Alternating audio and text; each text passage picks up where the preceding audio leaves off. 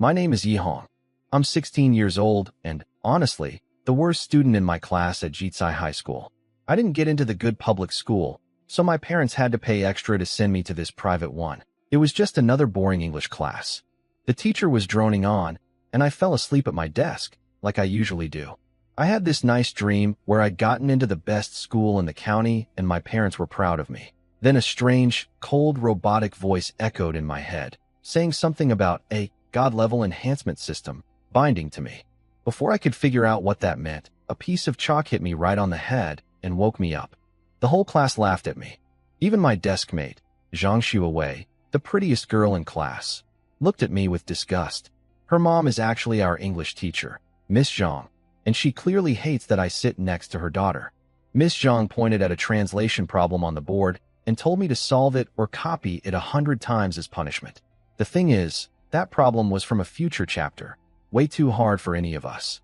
She was setting me up to fail. I walked up to the board, ready to admit I couldn't do it. But then that robotic voice came back. English Ability 1. Every time I looked at a word, I suddenly understood its meaning, like someone had installed a dictionary in my brain.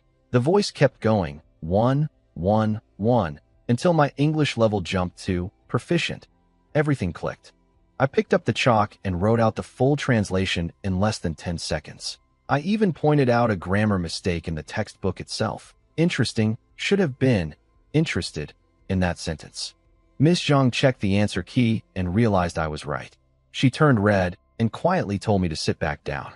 The whole class was stunned. I used to be the kid everyone looked down on. Now, walking back to my seat, I felt like they were the ones beneath me. When I sat down, Zhang Xuewei secretly passed me a note. How did you do that? I noticed she had moved a little closer to me, her face slightly flushed. All the guys around us were burning with jealousy. I just smiled to myself. Yesterday, you couldn't be bothered to talk to me. Today, things are very different. After that whole scene in class, I ignored Zhang Xuewei's note and tried talking to the system in my head. Nothing. It wouldn't respond at all, like a silent, antisocial machine. So I decided to test it myself. Right there during English class, I pulled out my math textbook. Everyone around me was shocked. The genius was now reading math in English class. But the moment I opened the book, the system chimed in. Math Ability 1. I went through all my other textbooks one by one, and the same thing happened for every subject. By the end, I had reached proficient level in everything. I figured that with just one evening at home, I could master the entire first-year curriculum. When school ended, I packed all my textbooks into my bag. That's when Zhang Xuewei stood up nervously and asked if we could walk home together since we live in the same direction. Funny, I'd asked her the exact same thing a few days ago, and she'd just rolled her eyes at me. Now she was the one asking. How things change? I said yes. At the school gate, her mom, Miss Zhang, was waiting like usual. She looked annoyed when she saw a boy next to her daughter, but when she realized it was me, her expression turned awkward. She clearly hadn't gotten over what happened in class. Xuewei told her mom she wanted to walk with me to ask some study questions, and Miss Zhang let us go. I could tell she was confused by her daughter's sudden change of heart. Along the way, Xuewei kept asking how I'd gotten so good at studying so suddenly. I dodged every question, which only made her more curious. Then she asked if she could call me Ahong instead of classmate Yi, and I told her she could. I said her name, Xuewei, meant rose in the snow, and that it matched her perfectly. Her face turned bright red. Then the system chimed again. Flirting skill 1. I couldn't believe it. Even that could be leveled up? This system is insane. We reached her house and said goodbye. She looked a little sad, but then smiled when she remembered we'd see each other the next day. I headed to my family's small restaurant, Ye's snack shop, on a food street in the east side of town. The place wasn't much to look at. Old decorations, barely any customers. It's been in my family since my grandpa's time, and now my parents run it. They spent most of their life savings just to get me into Jitsai High School. I silently promised myself, now that I have this system, I'm going to change things for my family. My mom and Xiaoying started bossing me around the second I walked in. She and my dad, Yi Xiao, the neighbors call him Midnight Snack Brother, bicker constantly. It's their thing. Dad tossed me a piece of raw beef and told me to practice my knife skills. They've been training me to take over the shop since they figured I wasn't cut out for studying. The moment I started cutting the beef, the system kicked in again. Cooking ability 1. I kept going, and the experience points kept stacking up until I hit proficient level. Suddenly my head was full of cooking knowledge I'd never learned before. I figured out the system's ranking. 1 to 10 points is beginner, 11 to 100 is proficient. I still didn't know what comes after 100. My cutting speed shot up dramatically. The rapid-fire thok of the knife made my dad stop what he was doing and turn around. His jaw dropped. He had no idea when I'd gotten this good. After I finished cutting the beef, my dad rushed over to the cutting board and couldn't believe his eyes. Every slice was perfectly even.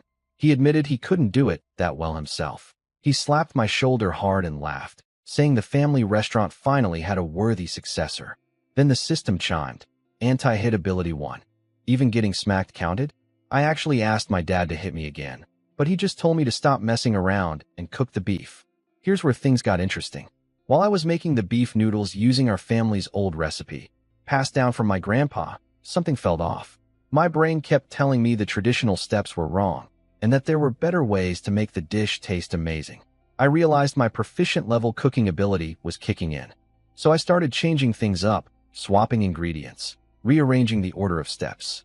The whole process looked completely different from our usual recipe. My mom walked in and caught me in the act.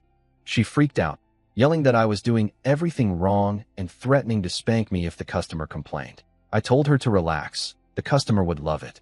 The customer was a tough-looking bald guy with a gold chain.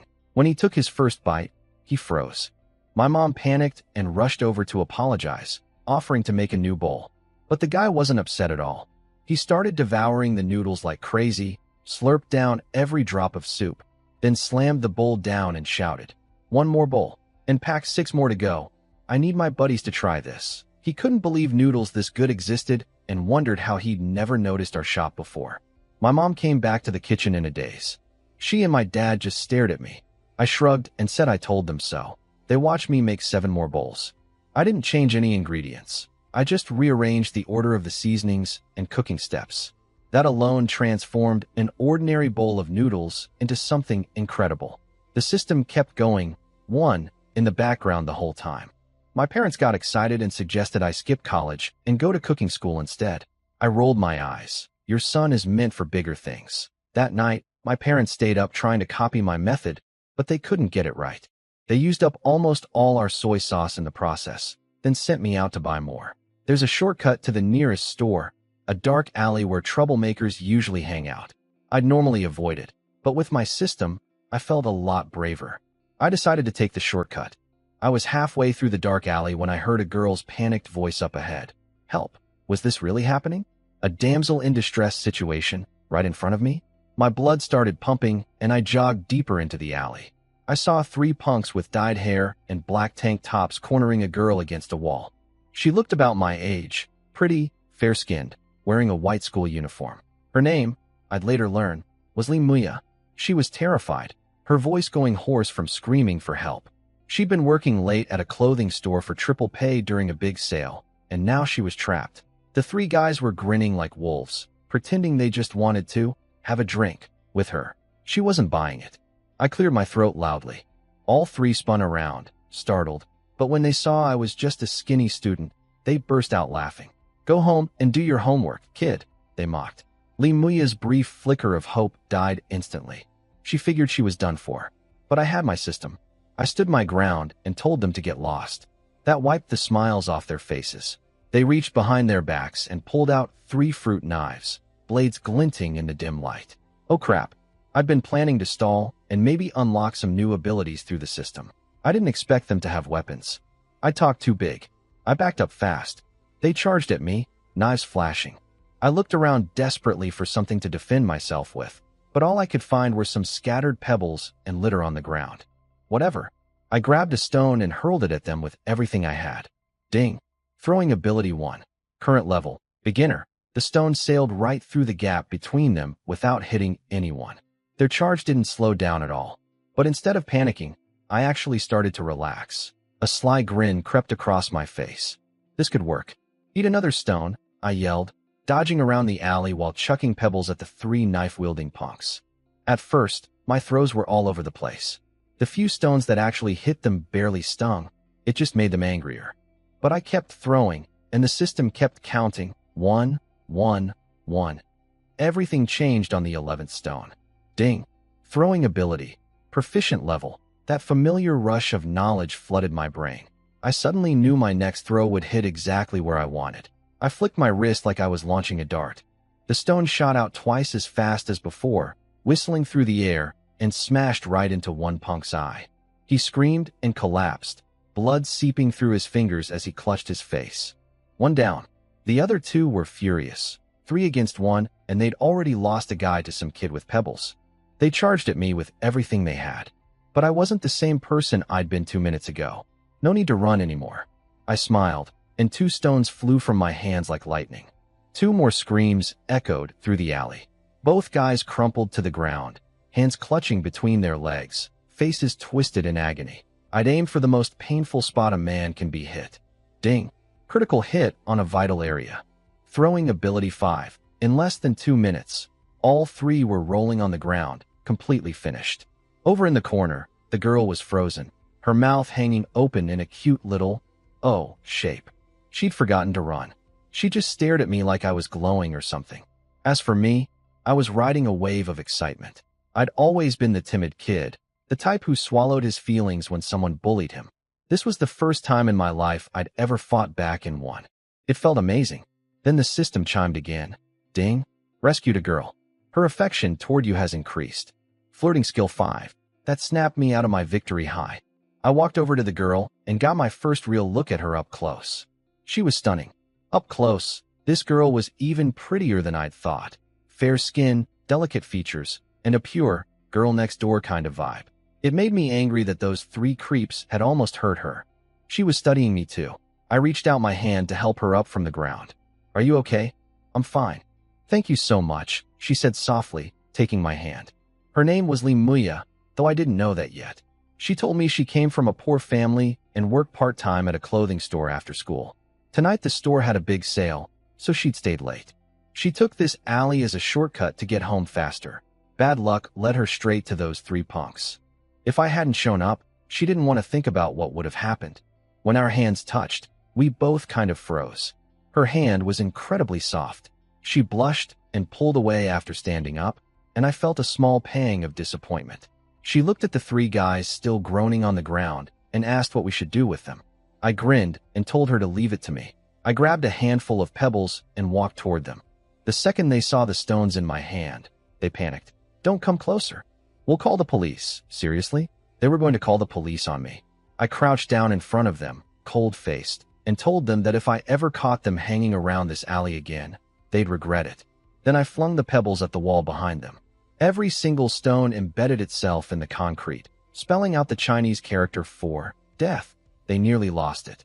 All 3 started crying and begging, swearing they'd never come back. I added one more condition: leave this girl alone.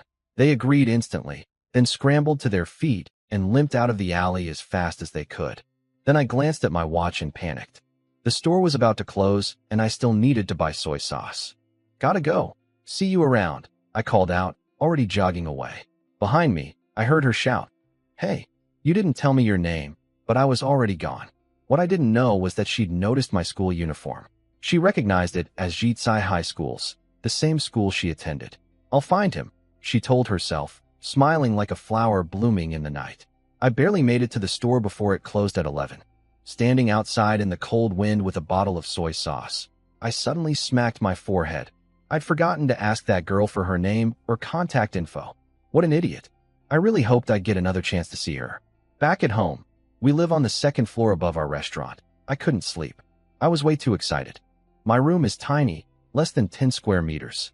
I used to share it with my younger sister on bunk beds, but she's at a boarding school now, so I have it to myself.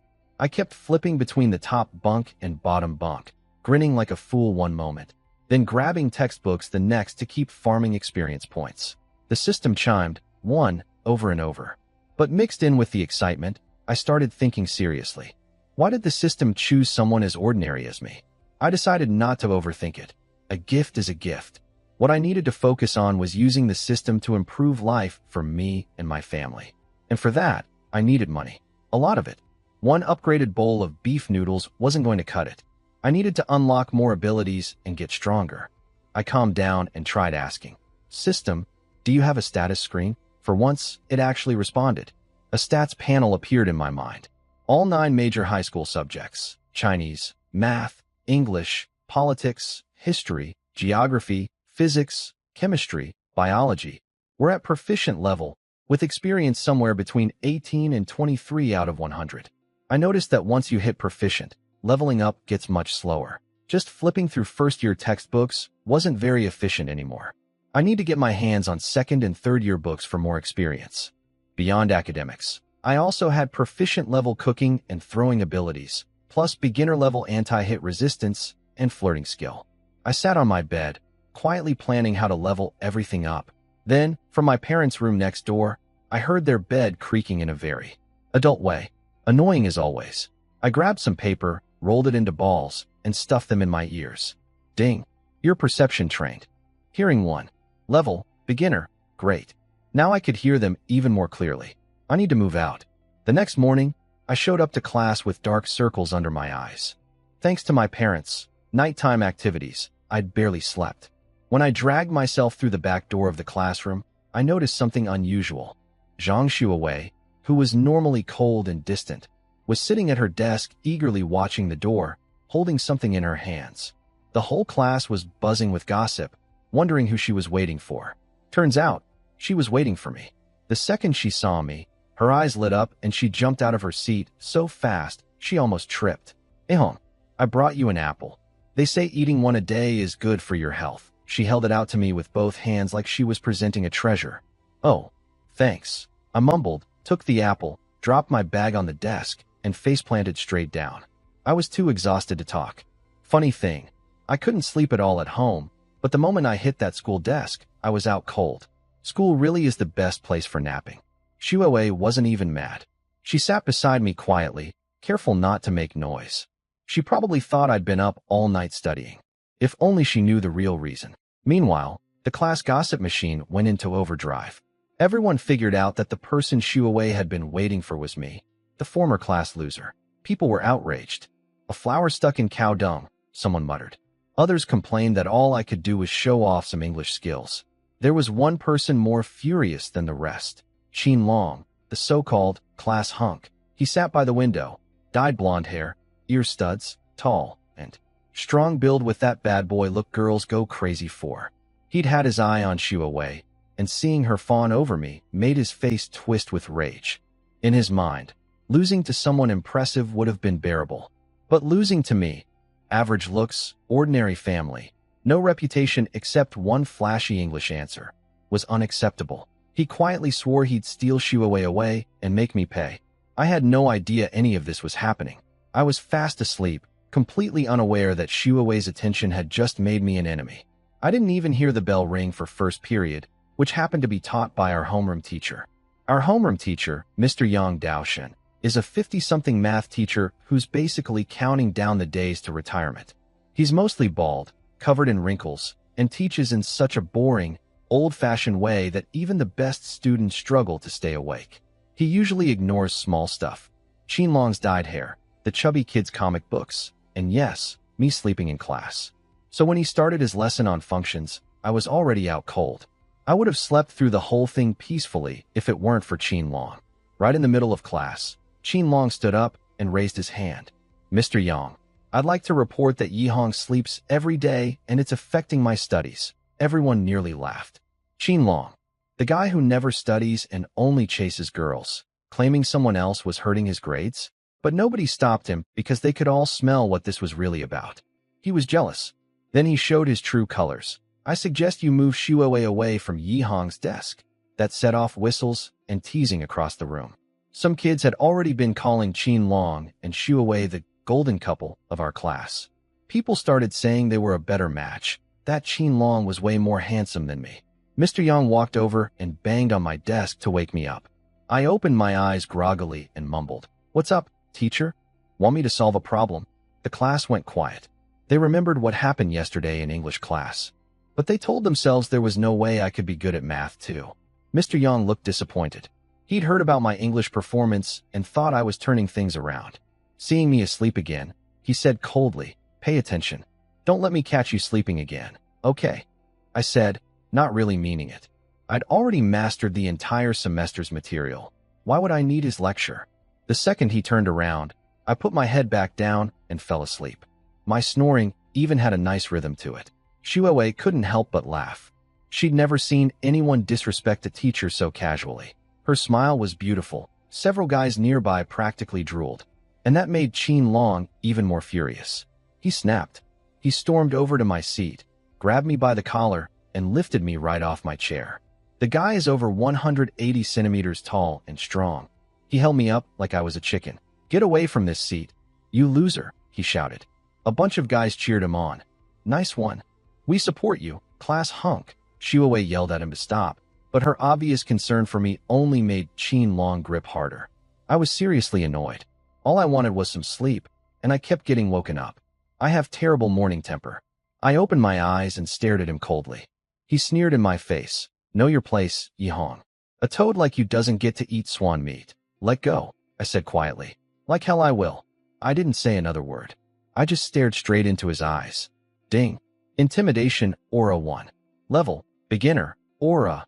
It's that commanding pressure powerful people give off without saying a word. And right then, something shifted. Qin Long suddenly felt like I'd become towering and terrifying, like my eyes held an endless storm. He told me later it was the same feeling he only ever got from his own father. His hands went weak. He let go of me involuntarily, and before he could stop himself, the words slipped out of his mouth. "Dad." The entire class went dead silent. The whole classroom went dead silent after Qin Long accidentally called me Dad. Nobody could believe it. After a few frozen seconds, people started whispering, "Did Qin Long just call Yihong Dad?" His face turned bright red. He was so humiliated that he raised his fist to punch me. But before he could, Mr. Yang exploded from the front of the room. Enough! Turns out, our sleepy old homeroom teacher had a fierce side after all. Decades of experience as a teacher meant he knew exactly how to handle troublemakers.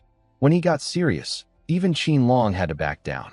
He ordered us both to sit down, then smiled in a way that made me nervous. He pulled out 2 sheets of paper covered in tiny writing, a qualifying problem for the county high school math competition. He said if either of us could solve it, we'd represent the school at the competition and he'd forgive today's mess. But if we couldn't solve it by tomorrow's math class, he'd put a disciplinary mark on our permanent student records. That scared both of us. In our country, your student record follows you for life. A black mark on it could ruin your future. Mr. Yang, his name literally means deep in wisdom, really lived up to it. Crafty old man. I looked at the problem. It was a massive trigonometric function question, nearly 10 lines long. My head spun just reading it. I asked the system how much experience I'd need to solve it. For once, it actually answered. At least 11 more experience points required. 11 points. Not impossible. I immediately started flipping through my math textbook to farm experience, but I'd already read through it completely. Repeated reading didn't give any more points. I was stuck. I glanced over at Qin Long. Strangely, he looked totally relaxed, even though his test scores were barely better than mine. Something was off. Shuawei noticed I was worried and tried to cheer me up. That gave me an idea. "Shuawei, could you help me borrow some second and third year math textbooks?" She thought about it and said she could try. Her mom had a colleague whose son, a second-year student named Xiaobo, might lend his books. I was thrilled. She asked why I needed them and whether I could really learn that much in one day with no teacher. I just smiled mysteriously. Trust me, I have my ways. What I didn't know was that after school, Qin Long went straight to that same Xiaobo's classroom. He grabbed the scrawny bookworm by the collar and shoved the competition problem into his hands. "Solve this by tomorrow," he growled, "or I'll break your legs." So that was Qin Long's secret. He wasn't planning to solve the problem himself at all. He was going to bully a smart kid into doing it for him. What I didn't know was that Qin Long had his own plan. He'd gone to bully Xiaobo, a well-known math whiz in the second year, into solving the competition problem for him. Xiaobo was too scared to refuse. But then Qin Long spotted Shuawei heading toward Xiaobo's classroom too. He panicked, thinking she was also coming to get Xiaobo's help for me. He hid in the shadows and told Xiaobo to keep quiet about his visit. Turns out, Shuawei was only there to borrow Xiaobo's math textbook. My plan was to read it and earn experience points, not cheat. When Xiaobo went inside to grab the book, Qin Long snatched it from him and asked which pages had the knowledge I'd need for the competition problem. Zhao Bo stammered out, pages 30 and 42. Qin Long ripped those exact pages out, handed the ruined book back, and told Zhao Bo to keep his mouth shut. So when Xu Wei brought me the textbook, I had no idea 2 critical pages were missing. I was so grateful that I blurted out, "Xu Wei, let me treat you to beef noodles at my family's restaurant." I swear I was just being nice. But her face turned completely red. Your house? No, no, no. This is moving way too fast." She clutched her bag, lowered her head, and ran off like the wind. I stood there, totally confused. It's just noodles. Why was that so scary? Because of the book borrowing errand, I got home later than usual. When I reached the entrance of our street, I saw a crowd of neighbors gathered together, whispering anxiously. I caught fragments, "midnight snack, brother," and "someone coming for trouble at the restaurant." My heart dropped. I grabbed Uncle Gua, the beef vendor who supplies our shop, and demanded to know what was happening. He looked worried and told me not to go home, to hide at his stall instead. That only made me more certain something terrible was going on. I took off running. The system started chiming like crazy. Sprinting ability 1, leg strength 1, lung capacity 1. All these new skills unlocking just from running. Any other time I would have been thrilled. Right now I didn't care. In under 3 minutes I reached the shop, barely out of breath thanks to the system's enhancements. Before today, running a few steps would have left me gasping. What I saw made my stomach sink. 6 or 7 huge, muscular men with mean faces had our little restaurant completely surrounded. These weren't street punks like the ones in the alley. These guys were on a completely different level. Our regular customers were watching from far away, too afraid to come near. I cursed myself for not bringing any stones. But even if I had them, I wasn't sure my throwing skill would be enough against men like these. What scared me most wasn't the thugs outside. It was not knowing if my parents were safe inside. I took a few deep breaths to calm myself down and walked up to the shop entrance. The thugs told me to get lost. They'd reserved the place. I told them I was the owner's son, and they grudgingly let me through. Inside, things weren't what I expected. Nobody was hurt. A big bald guy was slamming his fist on the table, yelling at my parents because they couldn't make that beef noodle from yesterday. I recognized him. He was the gold chain customer who'd ordered 7 bowls the night before. My parents were bowing and apologizing, explaining that only their son knew the recipe. The bald guy didn't believe a kid could cook like that. He declared that nobody was leaving until they got their noodles. His men outside echoed him, and my mom and dad were shaking. When they spotted me at the door, my parents rushed over like I was their savior. "My darling son is back. He'll make the noodles right away." But seeing how scared my parents were made me furious. I looked at the bald guy coldly and said, "So what if I made it? What are you going to do about it?" My parents nearly fainted. His men cracked their knuckles and started threatening me. But the bald guy, turns out he's called Brother Biao, a notorious tough guy in our county, silenced them all with one shout. Then he actually put on a friendly smile and begged me, "Little brother, don't mind them. We're starving. Please, just go make the noodles." His men couldn't believe their boss was being this humble to a high schooler. My parents tried to push me toward the kitchen, but I wasn't done being angry.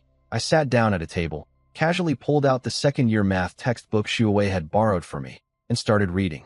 Brother Biao's eye twitched. "What's this supposed to mean?" "I have a quirk," I said casually. "I need to read for a bit before cooking, or I won't be in the mood." Ding. Composure in front of dangerous people. Intimidation aura 1. His men were ready to explode, but Brother Biao held them back with a raised hand. He stared at me with those fierce eyes, the kind of stare that would make most people squirm. I completely ignored him and kept reading. Here's the thing. Qin Long had ripped out the key pages from this textbook to sabotage me. But he didn't know about my system. I didn't need to read specific content. Just scanning any page with my eyes gave me experience points. Page after page, the system kept chiming. 1, 1, 1. 10 minutes later, I had all 11 points I needed to solve that competition problem. Meanwhile, a group of terrifying gangsters had just stood there watching a teenager read a math book for 10 solid minutes without saying a word. Their eyes looked like they wanted to eat me alive. I stretched, put the book down, and smiled. "Sorry for the wait, gentlemen. Let me get cooking." I strolled into the kitchen humming a tune. My parents scrambled in after me. "Are you trying to give us a heart attack?" My mom whispered frantically. "Do you know who that is?" "That's Brother Biao, The most dangerous man in the county. I heard he's killed people and been to prison. I kept cooking without turning around. I don't care if he's Brother Biao or Grandpa Biao. He scared you guys, and maybe you can swallow that, but your son can't. I could tell my parents were touched. Their boy was finally growing up. But they also slapped their hands over my mouth. Keep your voice down, you idiot. While I was cooking, my skills leveled up again. I added a new seasoning on instinct, tasted the broth, and smiled. Even better than yesterday. When I brought the noodles out, those tough guys devoured them and couldn't stop praising the food. They said even the best noodle shop in the county couldn't compare. After the meal, the bald leader waved me over for a chat. His real name was Kong de Biao, Brother Biao. He handed me a fancy gold-trimmed business card. It said, Biao Brothers Studio, CEO, on the back. Main services, capital recovery operations, body part adjustment services. I almost laughed. Fancy words for debt collection and beating people up for hire. He told me his operation was connected to a big corporation in the city that also ran hotels. He offered to recommend me as head chef, said I'd earn 100 or even 1,000 times more than our little shop made. I was tempted for about 1 second, then turned him down. I want money, but I don't want to get mixed up with people like him. I told him my main focus was still school. He sighed but respected my answer. The group stayed until nearly 10, drinking beer and having a good time before finally leaving. After they left, I gave my parents some business advice. Add a special item to the menu called Supreme Beef Noodles, my recipe, but only sell it on weekends. That way we'd avoid gangsters camping out in our shop every day, and the limited availability would make it more valuable. Most importantly, I wouldn't have to cook every single night. Late that night, my parents peeked in and saw me studying at my desk. They smiled at each other, thinking their rebellious son had finally grown up. What I was actually doing was solving the competition problem. System, solve this problem for me. Ding. Answer delivered to host's brain. Trigonometric formulas and solving methods flooded my mind. I wrote out the full solution step by step, put down my pen, and went to sleep satisfied. The next day in math class, the tension was thick. Nobody was paying attention to Mr. Yang's lesson. All eyes were on me and Qin Long. Time's up. Who goes first, Mr. Yang asked. Qin Long strutted to the front with total confidence, looking cool and relaxed. Girls swooned. Xue Wei nervously glanced at me, but I was half asleep as usual. She had no idea I was just exhausted from another noisy night courtesy of my parents. Mr. Yang examined Qin Long's answer and nodded approvingly. Clear steps, smooth logic. The approach is a bit conservative, but correct. You pass. Qin Long smirked and sat down, looking at me like he'd already won. The class started buzzing. People figured I was doomed and about to get a disciplinary mark on my record. Yi Hong, your turn. I rubbed my tired eyes, reached into my bag, and pulled out a thick stack of paper, at least 10 pages. When I handed it to Mr. Yang, the class erupted in snickers.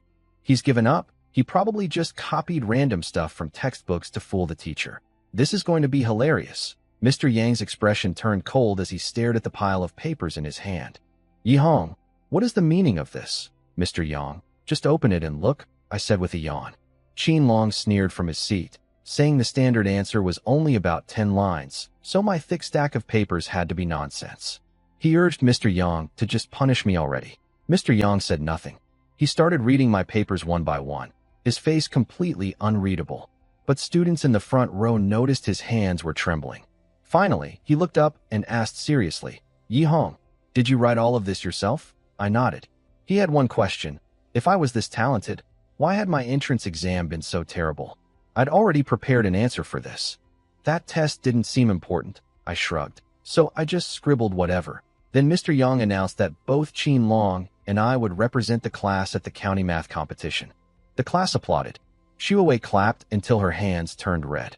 Qin Long jumped up in disbelief. Impossible. Did you get someone to do it for you too? I caught that word, too, and smiled. Interesting choice of words, Qin Long. Are you saying your answer was done by someone else? His face froze. With Mr. Yang's cold eyes on him, he decided to go all in. Fine. Yes, I had Zhao Bo from second year do it for me. The class gasped. Then he pointed at me furiously. But I know you borrowed Zhao Bo's textbook, and I ripped out the key pages. How could you possibly have solved it? Xue Wei went pale with anger. Qin Long, you're despicable. I'd already noticed the missing pages, but hadn't known it was him. Without the system, his sabotage might have actually worked. I just smiled mysteriously. Who told you I used second-year knowledge to solve this, Mr. Yang held up my papers, his voice ice cold. Yihong's answer contains not one, but 5 different solutions. 3 use third-year methods, and 2 use university-level mathematics. The entire class went silent with shock. The kid they'd been mocking as the class dunce had just produced college-level math solutions. Mr. Yang stripped Qin Long of his competition spot on the grounds of cheating. Qin Long looked like he was losing his mind. Then why did you even borrow the textbook if you're so smart? I picked my nose casually. Don't get the wrong idea. I just like using math textbooks as a lid for my instant noodles. Dead silence. Then Qin Long slumped back in his chair, shaking his head like a broken man. Even his seatmate quietly scooted away from him. I'd won completely. From that point on, nobody in class dared look down on me anymore. During every break between classes, my desk became the most popular spot in the room. Students, boys and girls, crowded around asking me questions. Some of the girls used studying as an excuse to lean against me, which was nice, but I could feel Shuowei's murderous glare from beside me. Qin Long got dragged to the office by Mr. Yang and disappeared for a while. When the lunch bell rang, I walked out of the school gate and was immediately ambushed by 2 familiar figures, one tall and skinny, one short and chubby. They threw their arms around me and started playfully punching my shoulders. Where have you been these past few days? What happened to our plan to hit every arcade in the county during high school? I laughed and peeled them off me. Cut it out, guys. I've got something serious to tell you. The 2 guys who jumped me outside school were my best friends since childhood. Wang Tuo, a tall skinny tech nerd, and Wei Deshang, a short chubby kid who lives for food and video games. We'd all ended up at different high schools, but we'd made a pact to hit every arcade in the county together during lunch breaks. I'd been ditching them for days, so they were pretty annoyed. I took them to a small restaurant nearby to apologize. While they inhaled their food, I tried the braised pork and frowned. Ever since my cooking skill leveled up, my taste buds had gotten picky. The pork was undercooked, greasy, and dull. I knew I could make it way better. Ding. Food critique. Cooking ability 1. I told them I couldn't hang out at lunch anymore and that they should maybe try studying once in a while. They looked at me like I'd lost my mind. I quoted an old saying about sparrows not understanding the ambitions of swans. They called me crazy and went back to eating. From that day on, they never saw me at lunch again. Where was I going? The school library. Jitsai's library was incredible. Nearly 200,000 books, a massive single-floor building covered in blue stone tiles, with glass doors you could only enter with a student card. I planned to spend every free moment flipping through books to farm experience points. There was one problem. The library was closed during lunch, but the librarian was still there, a beautiful young woman around 20 named Juziki. She had long black hair, a pretty oval face, and wore a pale yellow dress. I'd remembered her from the school tour at the start of the year. I begged her to let me stay and read. She thought about it and figured it was nice to have company in the empty library, so she agreed, as long as I didn't bother her. She spent her lunches studying for a higher degree, which I respected. I got to work scanning books. I skipped subjects that seemed useless for now, military science, law, agriculture, and focused on academic subjects like math and English. Since I'd already maxed out my regular textbooks, the library was the only way to keep earning experience. Ding. Math 1, English 1, History 1. By the time the afternoon bell rang, I'd gained about 5 points in each subject. I also unlocked a new ability, focus. Higher focus meant better efficiency and less fatigue. That explained why I didn't feel tired at all. I said goodbye to Juziki and headed back to class, only to find the classroom empty. I checked the schedule. First period after lunch was PE. I sprinted to the field and barely made it on time. As I joined the lineup, I spotted Qin Long strolling across the field with his hands in his pockets. He seemed to have recovered from this morning's humiliation, but the look he gave me was even more hateful than before. I had a bad feeling. This guy was about to start trouble again. Today's PE class was basketball practice. Our teacher, Jiang Bin, is a young, athletic guy in his 20s. He split the boys and girls into separate courts to practice basic dribbling. I had zero interest in basketball. I dribbled a couple of times, then snuck off to a tree by the side of the field and closed my eyes to rest. Ding. Rest and recovery. Energy 1. Level. Beginner. Even napping counted as leveling up. I accidentally fell asleep under the warm autumn sun. Over on the girls' court, Shuoei apparently couldn't focus at all. Her friends teased her about her little boyfriend and told her to go find me while they covered for her. She jogged over to my tree, face red and sweaty from exercise. When I opened my eyes, her flushed face was hovering above me, and I caught a faint sweet scent. She really was beautiful. She shyly handed me a bottle of water. I thought it was hers and opened it for her, but she whispered it was for me. I thanked her and drank. She beamed and promised to bring me something every day. We smiled at each other, one of those nice, awkward teenage moments. But someone was watching. Qin Long. He snatched a basketball from another kid, started dribbling across the court, and when he got close enough, accidentally, launched the ball straight at me with full force. "Die, Yi Hong," he screamed in his head.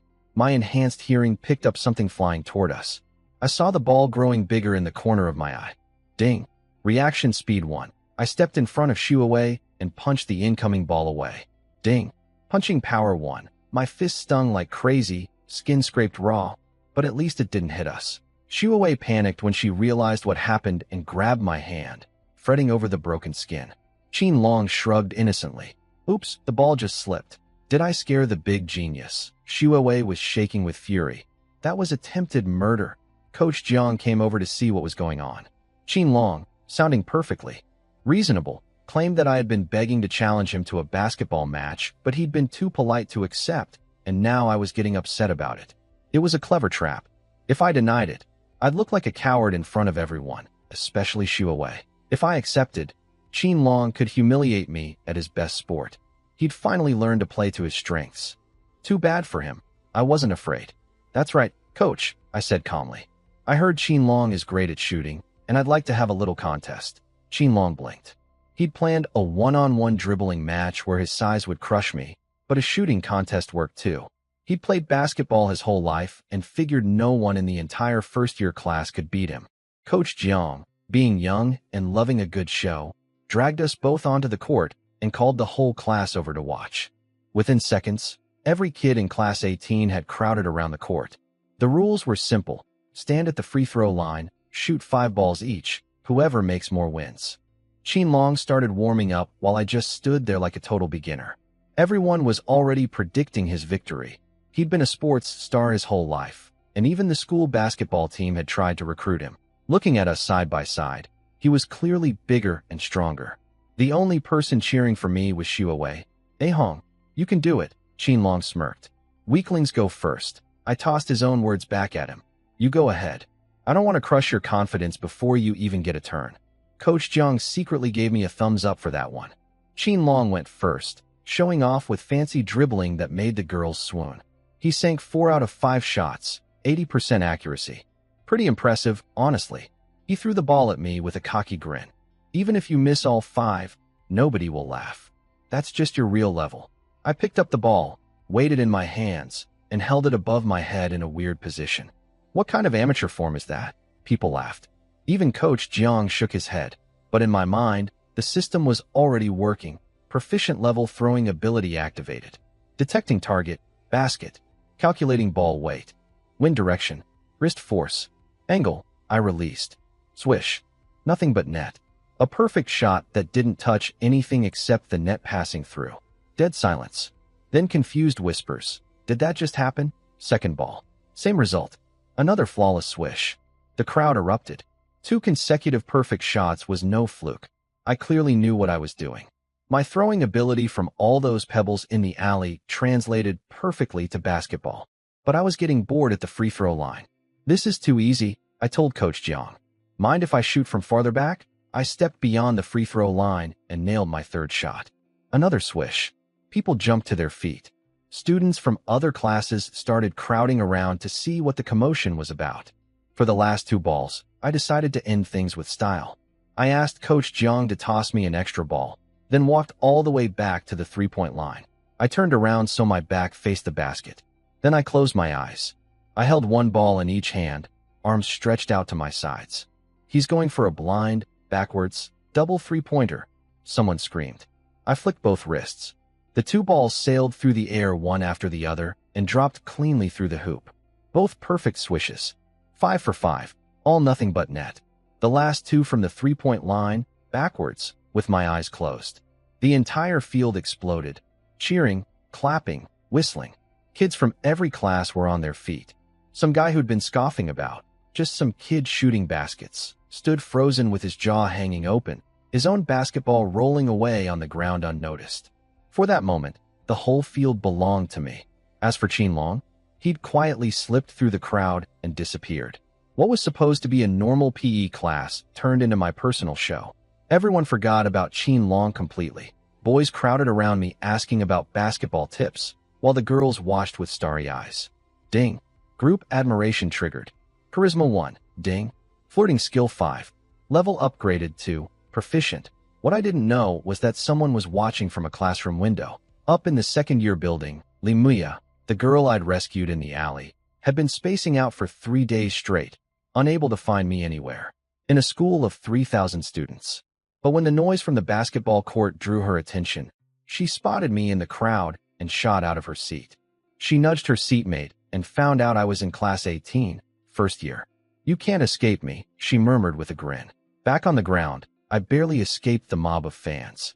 Coach Jiang tried to get me to stay after school to discuss basketball techniques, but I knew better. I could shoot thanks to my throwing skill, but I knew nothing about actual basketball. One real conversation with a professional, and I'd be exposed. I politely declined. The rest of the afternoon, the girls in class kept finding excuses to approach me. First homework questions, now basketball talk. Shuawei turned into a fierce little tiger, blocking every girl who came near my desk. Her excuse: Ahong needs to prepare for the math competition. Don't bother him. I appreciated the peace and quiet, honestly. After school, Shuawei asked to walk home together, and I agreed. But before we could leave, a round figure squeezed through the back door of our classroom. Chubby Zhou Hao, the kid with the famous beauty ranking list. Turns out Zhou Hao doesn't just collect information about pretty girls and read comics. He actually dreams of becoming a manga artist. After seeing my basketball performance, he'd been begging me to let him use me as the main character for a basketball manga. I finally gave in. Fine, draw whatever you want. He was about to say something else when his eyes went completely blank, staring past me. Every guy in the hallway had the same frozen expression. I turned around and smiled. It was Li Muya, walking down the corridor like a graceful white lotus, calm and beautiful. I asked Zhou Hao who she was. He looked at me like I'd committed a crime. "You don't know Li Muya? Class beauty of year 2, class 3. The legendary Ice Queen, who never smiles." A magazine tried to recruit her as a model on her first day, and she turned them down. She's top 10 on the school's official beauty rankings. And you're telling me you don't know who she is? He was genuinely furious at my ignorance. As Li Muya walked closer, Zhou Hao scrambled to fix his hair and tried to talk to her, but she didn't even glance at him. Her eyes were locked on me the entire time. "We meet again," she said with a smile that practically lit up the hallway. Every guy nearby looked like their hearts were melting. "Yeah," I smiled back. We both started to say, "that night," at the exact same time, then laughed. It felt less like two strangers and more like two people who'd known each other forever. She held out her hand. "Year 2, class 3. Li Muya, year 1, class 18. Yihong." I shook her hand. Same soft feeling as that night in the alley. Zhou Hao's brain short-circuited trying to process what he was seeing. Shuawei puffed her cheeks and asked with a hint of jealousy, "Ahong, you two already know each other." I told them the story as we walked. Shuawei's emotions went on a roller coaster, scared, worried, impressed, and by the end she was holding Muya's hand with genuine concern. The two girls hit it off immediately, chatting like old friends. I somehow ended up feeling like the third wheel. At a crossroads, Muya said goodbye. She had her part-time job at the clothing store. I told her to get home early. She smiled warmly, then watched us leave.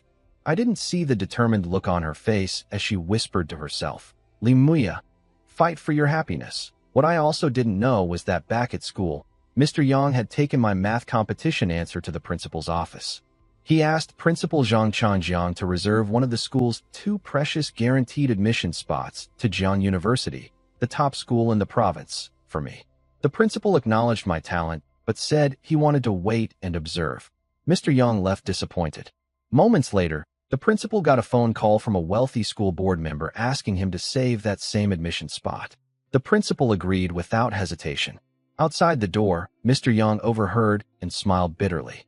I wanted to do something meaningful before retirement, but I guess you don't have that kind of luck, kid.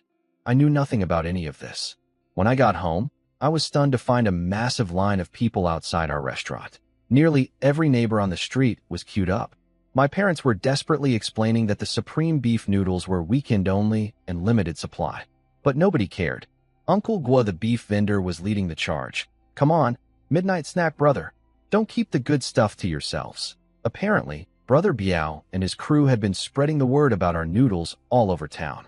Overnight, our tiny shop had become famous. The first wave of curious customers was our own neighbors. I stood there half laughing, half groaning, trying to figure out how to handle this mess. Everyone, listen up, I shouted, standing in front of the crowd outside our shop. Nobody paid attention. They were all talking over each other. So I yelled louder. Shut up. Ding. Intimidation Aura 1. That worked. I explained that the supreme beef noodles required complicated ingredients and preparation, so we could only serve them on weekends. I asked for their understanding.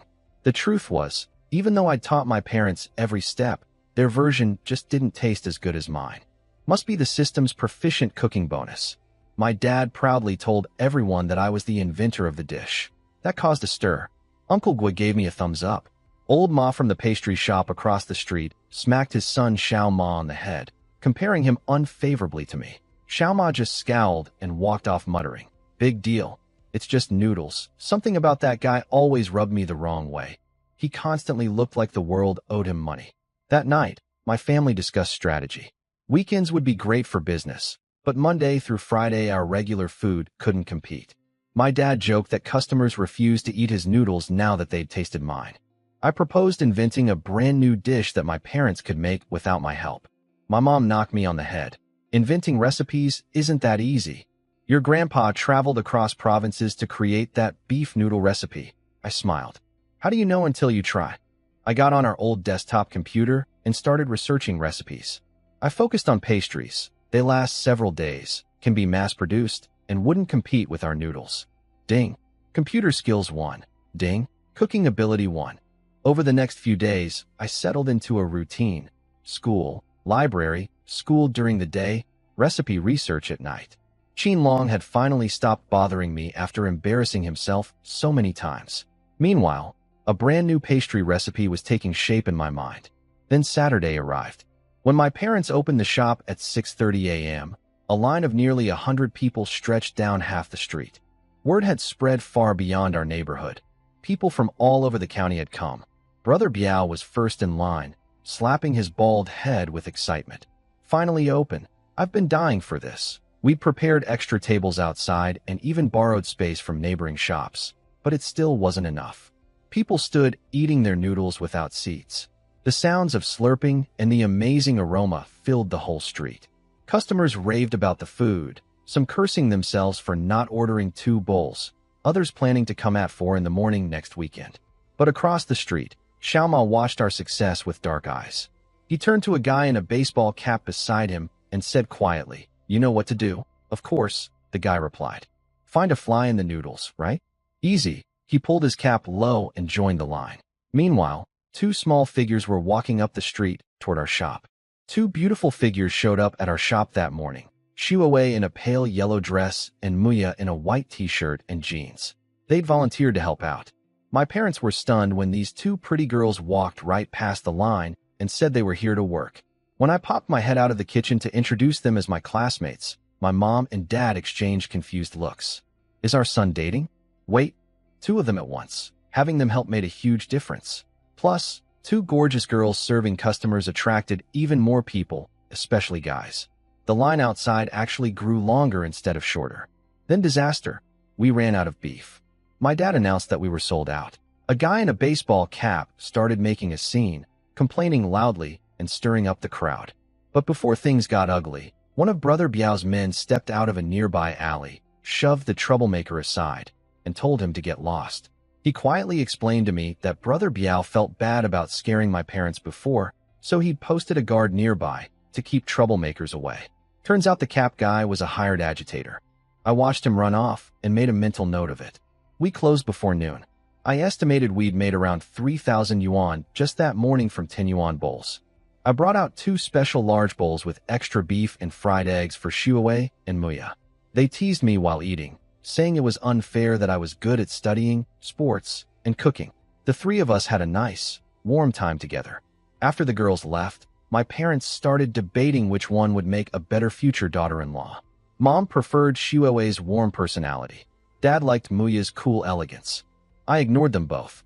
Upstairs, I had a blueprint on my desk, a pastry recipe I'd been designing. I needed to buy ingredients and start experimenting. Before heading out, I washed my face. Ding. Appearance 1. A pimple that had been forming on my forehead vanished instantly. I discovered this trick a few days ago. The system could even fix acne. I took a shower to get rid of the kitchen smell, put on a casual shirt, and used my dad's hair gel. Ding. Outfit coordination. Charisma 1. Ding. Hairstyling. Charisma 1. I grabbed some money from the shop and headed out to Manhwa Market, the biggest market in the county, to buy everything I needed for my new pastry recipe. Since there's no bus to the south side of town, I needed a vehicle to haul ingredients. I borrowed an electric 3-wheeler from Uncle Dong, the neighbor who runs a barbecue shop. He's a jolly, round-faced guy who's good friends with my dad. He agreed instantly, but his wife muttered about how he should be charging rent. Thanks to my enhanced hearing, I caught every word. I offered to pay, but Uncle Dong insisted it was free or nothing. The 3-wheeler was ancient, rusty, rattling, probably as old as Uncle Dong himself. People on the road pointed and laughed. Since when can scrap metal drive? Hey kid, value your life? I wanted to cover my face with a bag. Ding. Driving ability 1. 20 minutes later, I reached Manhwa Market, the biggest in the county. I worked through my shopping list, going from stall to stall, bags piling up on my body. Ding. Carrying heavy loads. Strength 1. Arm power 1. At a bean shop, the middle-aged owner tried flirting with me, teasing me to call her Big Sister instead of Annie for a discount. The system actually chimed in, saying my charisma and flirting skills could trigger a discount if I played along. So I swallowed my pride and called her Sister. She laughed so hard she sold me 10 pounds of red beans at half price. Maybe I could make a living off my face alone. I was about to head home when I heard a desperate scream nearby. An elderly man had fallen to the ground, pointing at a figure running through the crowd. Kidnapper. He took my granddaughter. Someone help. Nobody could hear him over the noise of the market. The kidnapper, clutching a little girl in a pink dress, was already disappearing into the sea of people. The old man had hurt his back and couldn't even stand. He just sat there crying helplessly. This hit me hard. When I was little, I'd almost been kidnapped myself at a market. I hate child traffickers more than anything. I closed my eyes and focused all my attention on my ears, filtering through hundreds of voices, vendors shouting, people haggling, phone conversations, searching for one specific sound. Ding. Sound discrimination. Hearing upgraded to proficient level. Suddenly, all the noise became organized and clear. And there it was, a tiny, weak cry. Grandpa, got you. I dropped all my shopping bags next to the old man. Watch my stuff. I'll bring your granddaughter back. Before he could respond, I plunged into the crowd. My body weaved through gaps between people like a fish. Ding. Flexibility 1. Dodge ability 1. Sprint speed 1. I silently thanked my parents' noisy nighttime habits for training my hearing all those nights. Just before the market exit, I finally spotted the kidnapper's back. The kidnapper was wearing all black with a face mask, holding the little girl under his arm as she struggled. Some guys near the market exit tried to stop him, but he shoved them aside. Then a black motorcycle pulled up, his partner, and they took off with the girl. I didn't hesitate. I sprinted to Uncle Dong's 3-wheeler and floored it. So there we were, a roaring motorcycle up ahead, and my rattling pile of rust chasing behind. Clank, clank, clank. The motorcycle rider glanced back and laughed. Some kid in a junk tricycle is following us. His partner sneered. That thing can't catch us. Just head south out of the county. Past the market was an abandoned construction site full of rocks, steel, and rubble. The motorcycle slowed down on the rough terrain, but it was still faster than me. The gap was widening. Then the system chimed. Driving ability upgraded to proficient. Suddenly, I felt completely one with the vehicle. I slammed the gas and started weaving through obstacles like I was in a street racing movie. The 3-wheeler drifted through gaps between debris like a ghost. The whole frame was shaking and overheating from being pushed way beyond its limits. The kidnappers looked back and nearly lost their eyes. A rusty three-wheeler was somehow gaining on their motorcycle. The look on my face must have been terrifying, because the driver panicked and hit a rock. The motorcycle lurched, its back wheel lifting off the ground. My chance. I hit a small dirt ramp, went airborne, and slammed the three-wheeler straight into the motorcycle. Bang! Everyone went flying. I'd already prepared. I leaped off, caught the little girl midair, and twisted my body underneath her as we hit the ground. I skidded several meters on my back. The pain was the worst I'd ever felt in my life. Ding! Pain resistance 1. Recovery ability 1. A cool sensation spread across my wounds, easing the pain. The three-wheeler was completely destroyed. Wheels popped off, black smoke pouring out. Sorry, Uncle Dong. I smiled at the little girl. Don't be scared. Big Brother's here to save you. She wiped her tears and nodded bravely. Sienna isn't scared. Sienna is very brave. The two kidnappers got up, their masks gone, revealing scarred, ugly faces. They were hurt, but still mobile, and they charged at me with fists raised, swearing to break my limbs. I told Sienna to hide behind a wall, then faced the two grown men. My heart was pounding, partly from nerves, partly from excitement. They swung at me simultaneously, but with my enhanced focus and vision, their fists seemed to move in slow motion. I could see every detail of their punches. Ding! Reaction 1. Dodge ability 1. I ducked. Both fists sailed over my head. Then I spotted their openings and drove my fists into both their stomachs at the same time. Ding! Arm strength 1. Punching power 1. They doubled over, vomiting bile, and collapsed to their knees. 2 hits, 2 knockdowns. I stood over them, cracking my knuckles. Punching people was way more satisfying than throwing pebbles. I walked toward them with a smile that definitely wasn't friendly. The two kidnappers were shaking as I walked toward them. I joked about selling them to another country, which scared them white. Then I ripped their jackets into strips and tied them up tight. Ding! Binding technique 1. I really didn't need that skill on my resume. They kept begging and offering money, so I pulled off my socks and stuffed them in their mouths. Let's just say those socks had character. Their eyes bulged and they nearly passed out from the smell. Peace at last. The three-wheeler was totally wrecked. Uncle Dong was going to kill me. But little Sienna tugged my sleeve and pointed at the fallen motorcycle. Smart kid. 5 minutes later, I was riding the motorcycle with Sienna in my arms, and the two kidnappers tied to the back by cloth strips, stumbling along behind us. When I hit the gas, their screams echoed across the empty field. I might have enjoyed that a little too much. By the time we got back to the market, it was almost dark. Our bizarre little parade. A teenager on a motorcycle with a little girl, dragging two battered men behind, drew a massive crowd. The police were already there, questioning the old grandfather. Sienna leaped from my arms and ran to him. They hugged and cried together. That made everything worth it. Then the kidnappers did something nobody expected. They threw themselves at the police officer's legs, sobbing, "Please arrest us. Take us away. We're kidnappers. Just lock us up." Everyone stared. They'd never seen criminals so desperate to be caught. People were wondering what on earth I'd done to them.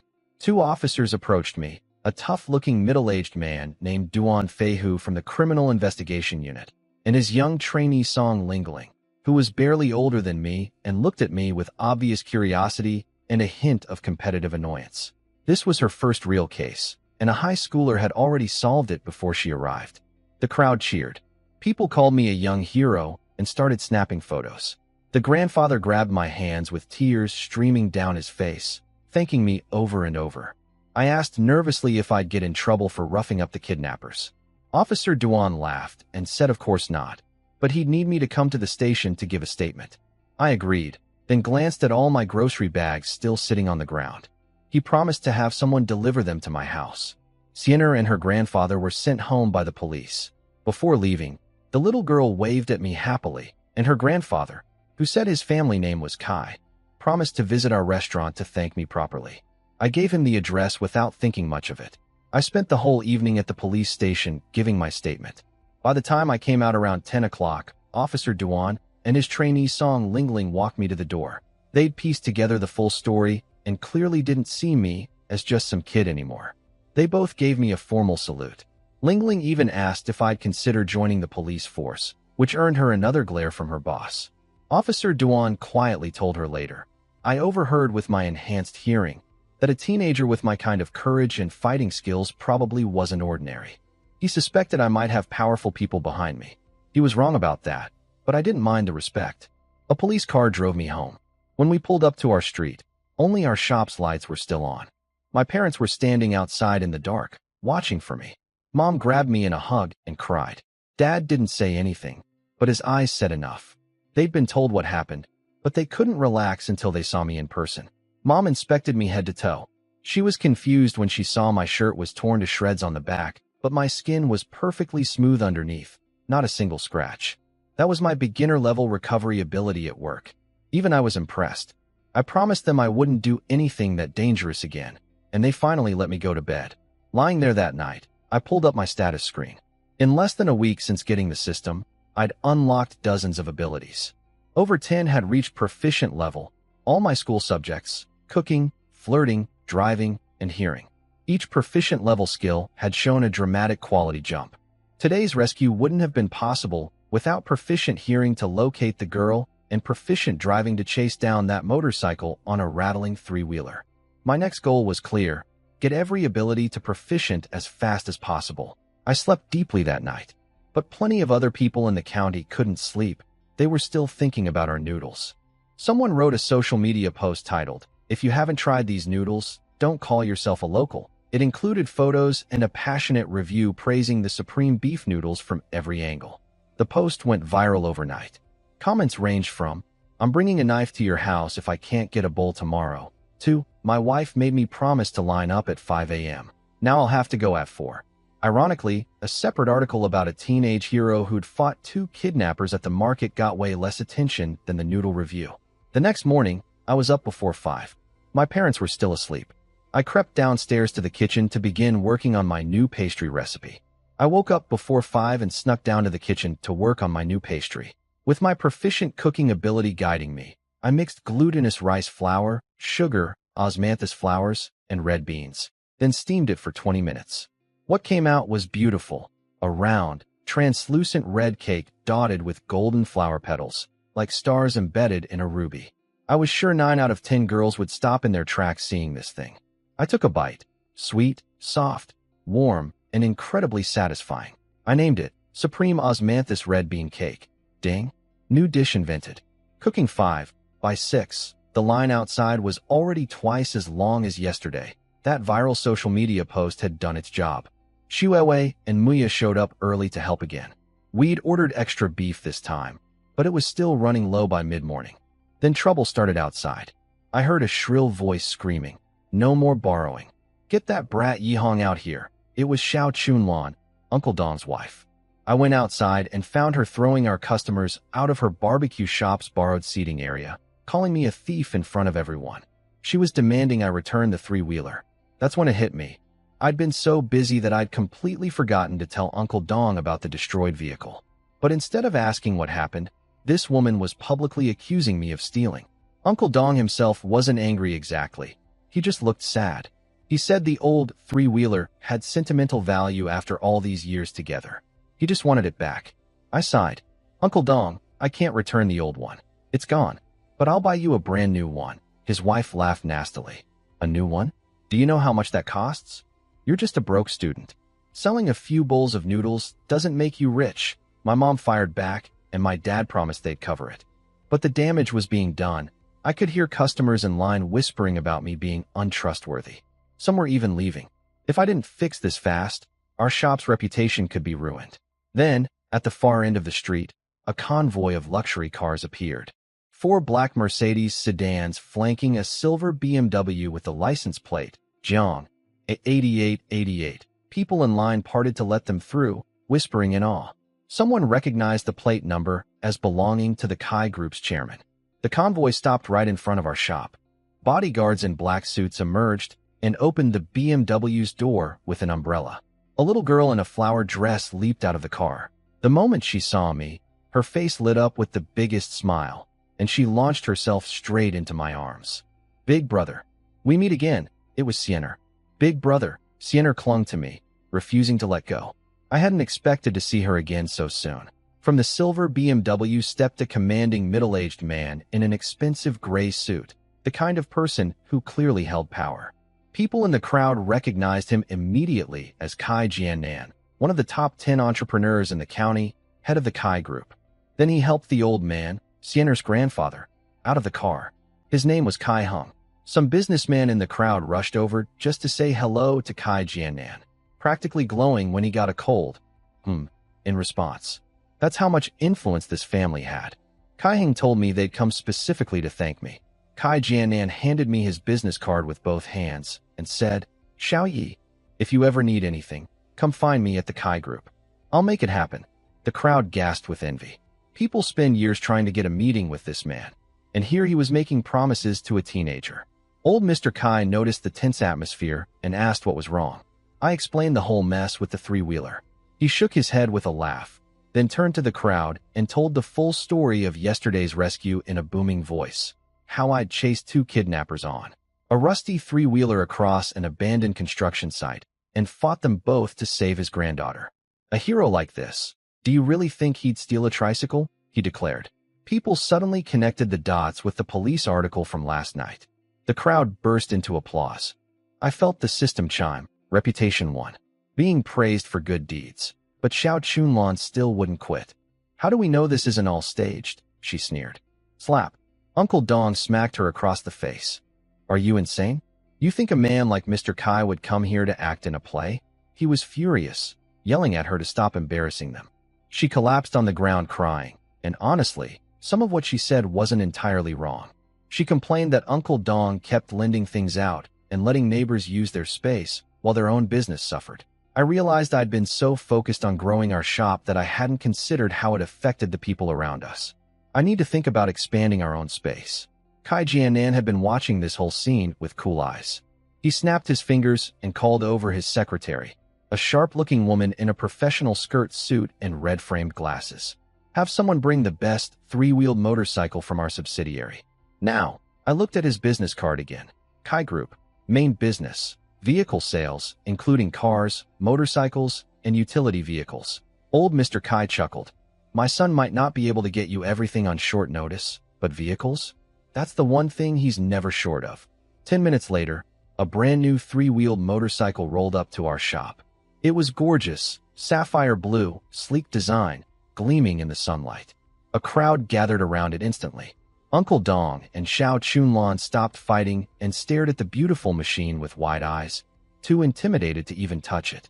The guy from Fading Company explained to the crowd that this wasn't just any 3-wheeler. It was a Poseidon, brand vehicle developed by the Kai Group using cutting-edge technology, exported to Western countries. When someone guessed it cost 50,000 yuan, the man scoffed. 500,000. Xiao Chunlan nearly fainted hearing that number. Kai Jiannan looked coldly at Uncle Dong and his wife. This vehicle is yours. Don't bother Xiao Yi again. Uncle Dong couldn't believe it. He and Xiao Chunlan bowed over and over, thanking Kai Jiannan. He redirected them to thank me instead, but I couldn't resist a dig. I don't deserve your thanks. After all, I'm just a broke student. They remembered Xiao Chunlan's earlier insults and could only smile awkwardly. After the drama, I lost my appetite for selling noodles and closed shop early despite the groans from customers still in line. I invited the Kai family inside. My dad broke out his best tea, the kind he'd been saving and never dared drink himself. Shuewei and Muya helped my mom clean up, stealing glances at me the whole time, amazed that I could chat so casually with someone as powerful as Kai Jiannan. Ding. Composure in front of business elite. Intimidation Aura 1. Xianer had fallen asleep in my arms, drooling on my shirt and smiling in her dreams. Ding. Childcare ability 1. Old Mr. Kai laughed, saying Xianer had talked about me all night after the rescue and wouldn't stop saying my name. I silently hoped it wasn't my proficient-level flirting skill affecting a child. That would be terrible. Kai Jiannan looked around our tiny shop and frowned. Xiao Yi, this place is too small. Ever thought about relocating? He then casually offered to give me one of his company's storefronts on East Street, the most expensive commercial area in the county, where monthly rent alone costs 10 to 20,000 yuan. My mom nearly dropped her cloth. I turned him down. He'd already solved one huge problem for me, and I don't like owing people favors. My mom was mentally screaming at me. Kai Jiannan wouldn't take no for an answer. He compromised. Fine, I'll rent it to you, 50 years, 0 rent. Refuse this, and you're disrespecting me. I had no choice but to accept. My mom was over the moon. 50 years rent-free was basically the same as a gift. Then I noticed old Mr. Kai kept rubbing his lower back and wincing. He explained it was chronic soreness from high blood pressure, made worse by being shoved by the kidnappers yesterday. High blood pressure? An idea hit me. I handed Sienna to her father and ran to the kitchen. A minute later, I came out carrying a bamboo steamer. The sweet, warm aroma of osmanthus filled the room. Sienna's eyes fluttered open. What smells so good? I opened the lid to reveal my supreme osmanthus red bean cake. Every woman in the room, Shuawei, Muya, my mom, couldn't take their eyes off it. The translucent red surface with golden flower petals looked like edible jewelry. I broke off a piece for Sienna. She popped it in her mouth and her eyes squeezed shut with happiness. Yummy. More. Then I cut a slice for Mr. Kai. Try this. It can actually help with blood pressure. He smiled politely and took a bite, clearly not expecting much. He'd eaten red bean cake before. But the moment it hit his tongue, his eyes went wide. The moment Mr. Kai bit into the cake, warmth spread through his whole body. The stiffness in his lower back loosened up dramatically. He stared at the pastry like it was some kind of miracle medicine. This is better than a doctor's massage. What is this? Kai Jianan tried a piece too. His eyes widened. I've traveled the world eating fine food, but I've never tasted anything like this. Xiao Yi, you made this? I nodded and explained it was my latest creation, the supreme osmanthus red bean cake. Since it helped Mr. Kai's condition, I packed up everything I had and gave it all to him. He could come back anytime he wanted more. Kai Jianan sighed deeply. Our family owes you more and more, Xiao Yi. You saved Sienna, and now you've helped my father's chronic condition. If you weren't still in high school, I'd hand you a whole subsidiary company. Then it hit him. I really was just a teenager. He offered me a permanent position as a subsidiary general manager whenever I graduated. My parents were doing their best to look calm, but I could tell they were bursting with pride inside. Shuawei and Muya stared at me in awe. But honestly, with my system, I had no intention of staying in this small county forever. My ambitions were much bigger. When the Kai family left before noon, Sienna threw a crying fit because she didn't want to leave me. I had to bribe her with all sorts of promises before she'd get in the car. After they left, I made noodles for Shuawei and Muya as usual. But today they barely touched their food. Instead, they just stared at me with this intense, desperate look that honestly creeped me out. Just say whatever it is, I told them. They both jumped up, grabbed my arms, and started shaking me. Hey Hong, we want to try that cake too. Please. The sensation of them pressing against my arms was very distracting.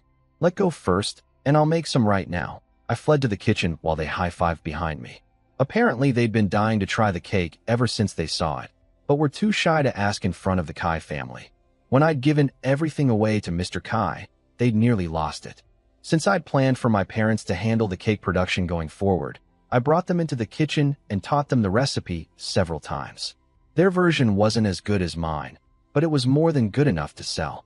Then I made a special batch for the girls to take home. Shuawei and Muya asked if I was stopping the noodle sales. I told them yes, for now. It was ironic. Most businesses fail because they can't sell enough. My problem was the opposite.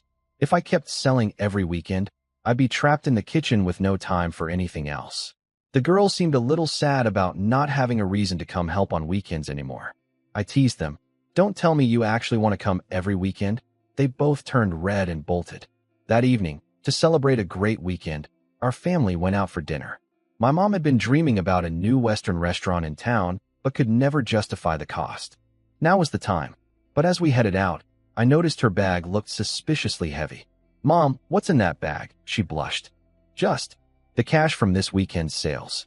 I don't feel safe leaving it at home. She was literally carrying around 10,000 yuan in cash on her body. I love my mom, but she's something else. The restaurant Mom had been dreaming about was called Saint Lawn, a fancy French place on East Street. The moment we walked in, everything screamed luxury. Golden decor, spotless floors, elegant staff. A tall blonde foreign waitress handed us menus. My parents had no idea what to order. They'd never eaten Western food before. When I started browsing the menu, the system kicked in. My proficient cooking ability let me analyze every dish just from the photos. I could see the entire preparation process for each steak in my mind. I started flipping through the menu slowly to learn as many recipes as possible. The waitress got impatient and told me to hurry up.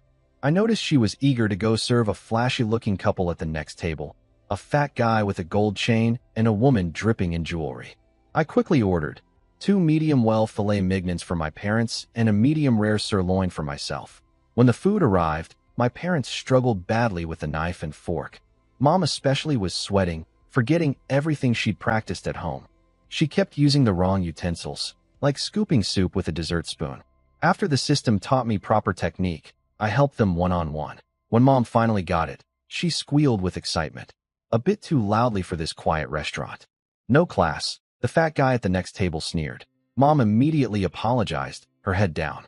She knew people here were wealthy and didn't want trouble. The fat guy was paying his bill, and he tipped the blonde waitress 100 yuan. She gave him her sweetest smile. Then he turned to mock us.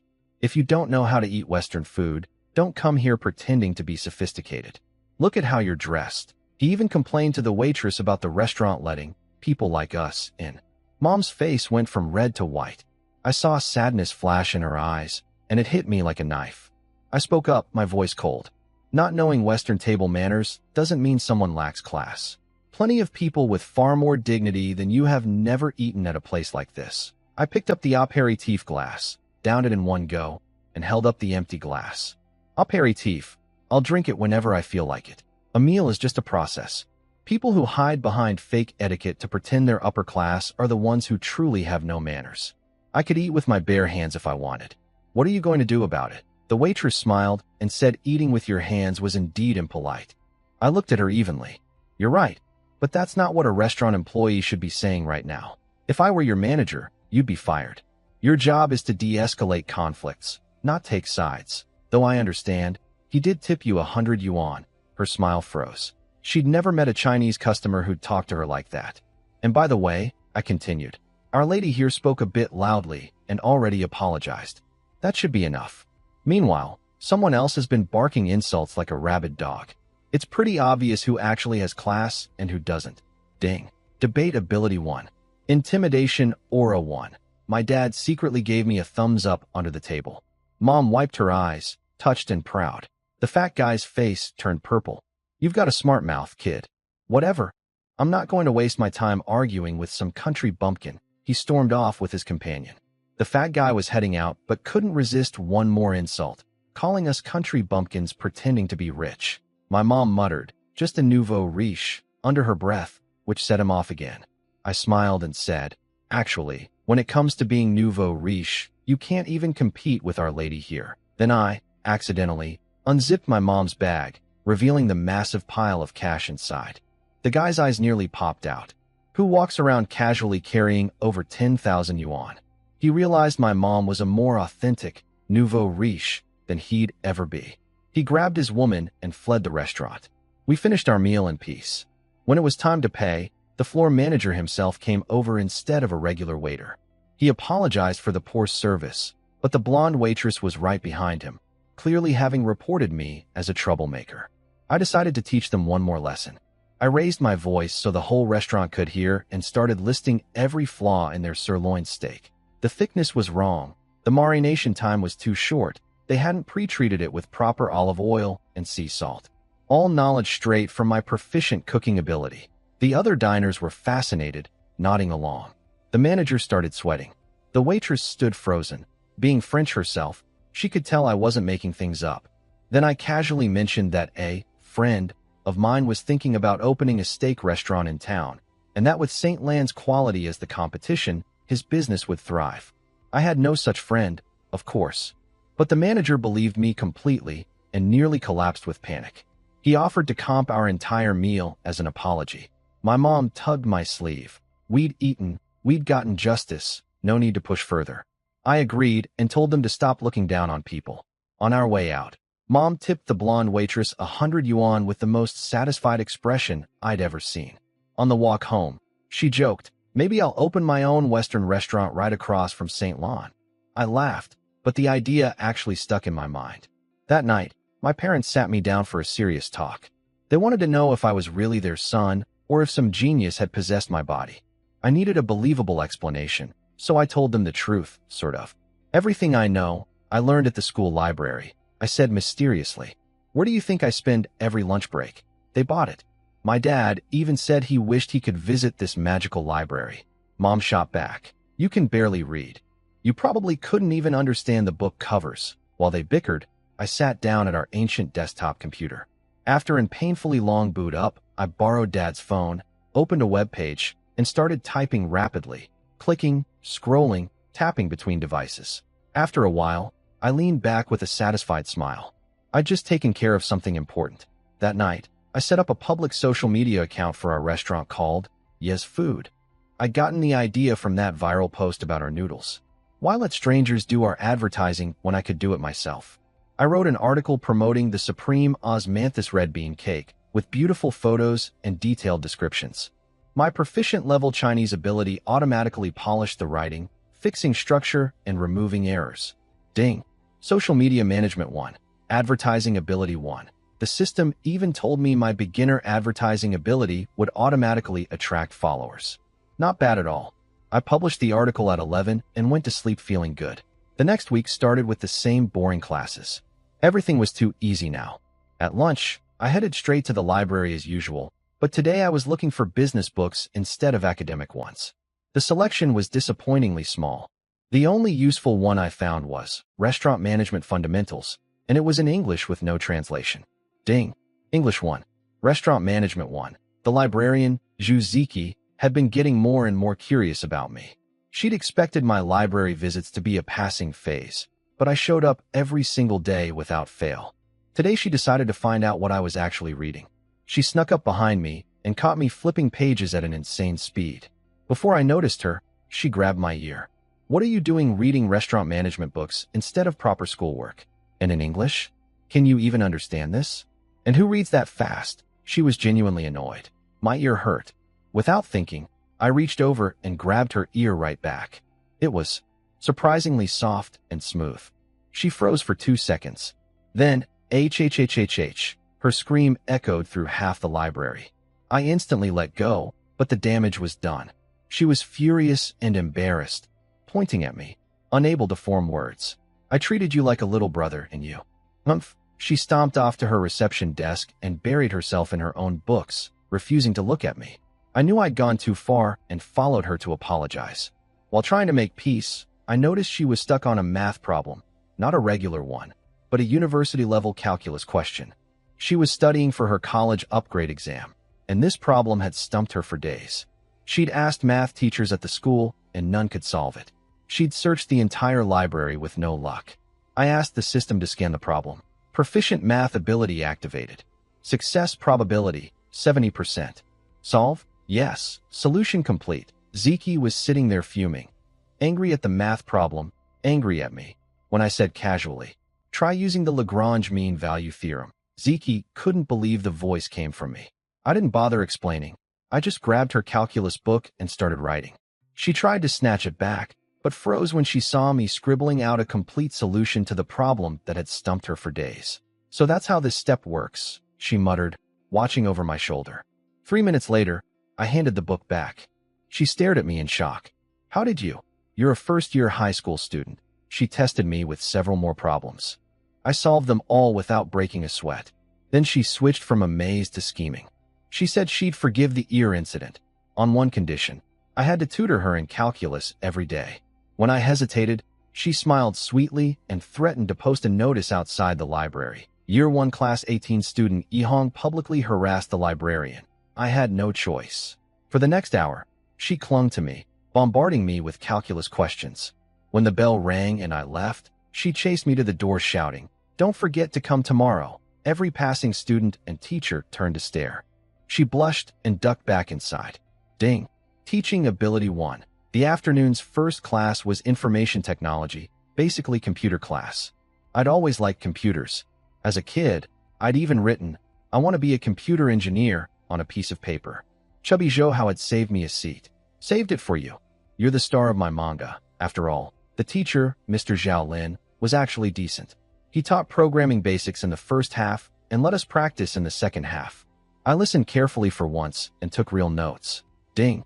Computer ability upgraded to proficient. Progress, 11/100. Knowledge flooded my brain.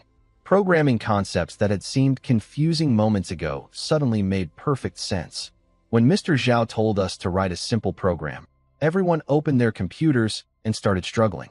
The school had top-of-the-line equipment. These machines booted in seconds, which made me even more determined to replace our dinosaur at home. Zhou Hao next to me had daydreamed through the entire lecture and was now staring blankly at an English-only software menu.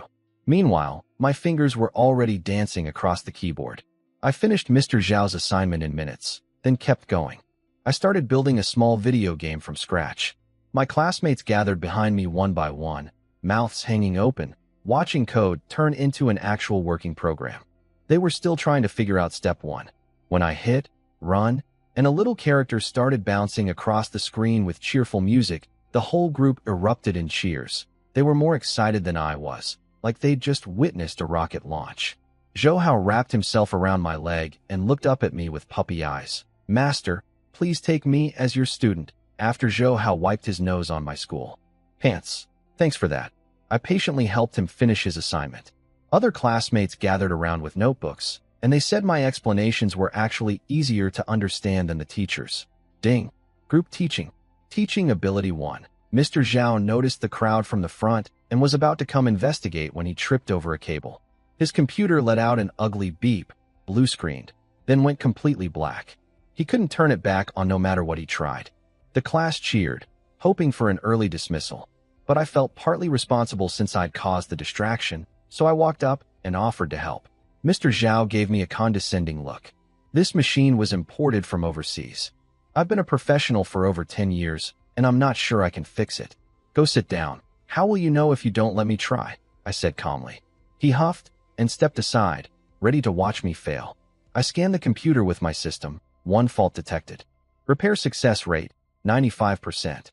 Solution sent. I asked for a screwdriver, popped the case open, found the problem among the tangled wires, fixed it, and closed everything back up. Under a minute. Done, Mr.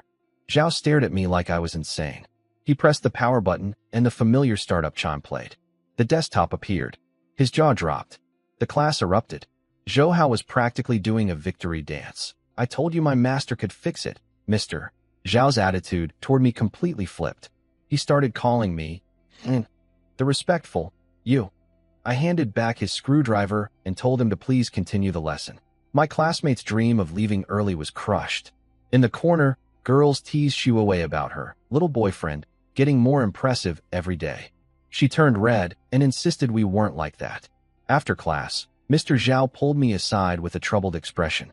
He owned a computer repair shop outside school, and a customer had brought in the exact same model of computer. The catch? The owner refused to let anyone turn it on. If there were any boot-up traces, he wouldn't pay. Mr. Zhao had been stuck on it for days. I had nothing better to do after school, so I agreed to take a look. His shop was on a nearby street, small but well-stocked with parts. His apprentice, a young guy named Xiao Wang with a face full of acne, was sitting behind the counter looking miserable, poking at the mystery computer. Mr. Zhao pointed at the machine and sighed. "That's the one. The owner is ridiculous. Fix it without turning it on, or no payment." How is that even fair? Fix a computer without turning it on. That was a first for me too. Mr. Zhao's apprentice Xiao Wang immediately protested. He didn't trust some student touching an important job. He sneered that I looked too baby-faced to be reliable. I grabbed his shoulder and casually lifted him out of the way with my enhanced arm strength. That shut him up, mostly. I scanned the computer with my system. 3 faults detected, but only 70% success rate without booting it up. Not good enough. I asked the system what I needed, 20 more points in computer ability. "Mr. Zhao, do you have any computer books?" He looked confused but brought out a huge stack from the back room. I sat down and started speed flipping through them one by one while he and Xiao Wang watched in bewilderment. Ding. Computer ability 1. 1. Xiao Wang whispered to Mr. Zhao that I might be mentally unstable. I heard him with my enhanced hearing but didn't bother responding. 20 minutes and 5 books later, I hit 35 points. The system confirmed 100% success rate. Solution ready. "Mr. Zhao, I need a second computer." Xiao Wang mocked me again, assuming I was going to search the internet. I looked at him coldly. I was talking to Mr. Zhao. Mind your own business. Ding. Trash Talk Ability 1. Mr. Zhao told Xiao Wang to get me a computer and stop arguing. Here was my plan. I connected the working computer to the broken one with cables and remotely accessed it. That way the broken machine never needed to boot up.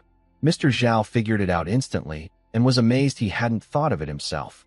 Then came the real show. Dozens of program windows popped open on my screen simultaneously. I worked across all of them at blinding speed, typing code, switching between windows, my hands moving so fast they became blurs. Mr. Zhao and Xiao Wang stood frozen, watching what looked like a scene from a sci-fi movie. Ding. Computer Ability 1.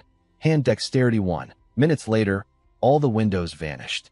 A clean desktop appeared, but it wasn't this computer's desktop. It was the broken computer's. I'd successfully connected to it, repaired all 3 faults, and brought it back to life without ever pressing its power button. Mr. Zhao bear hugged me. Xiao Wang stood there stunned, then lowered his head and called me Mr. Yi, using the formal, respectful title.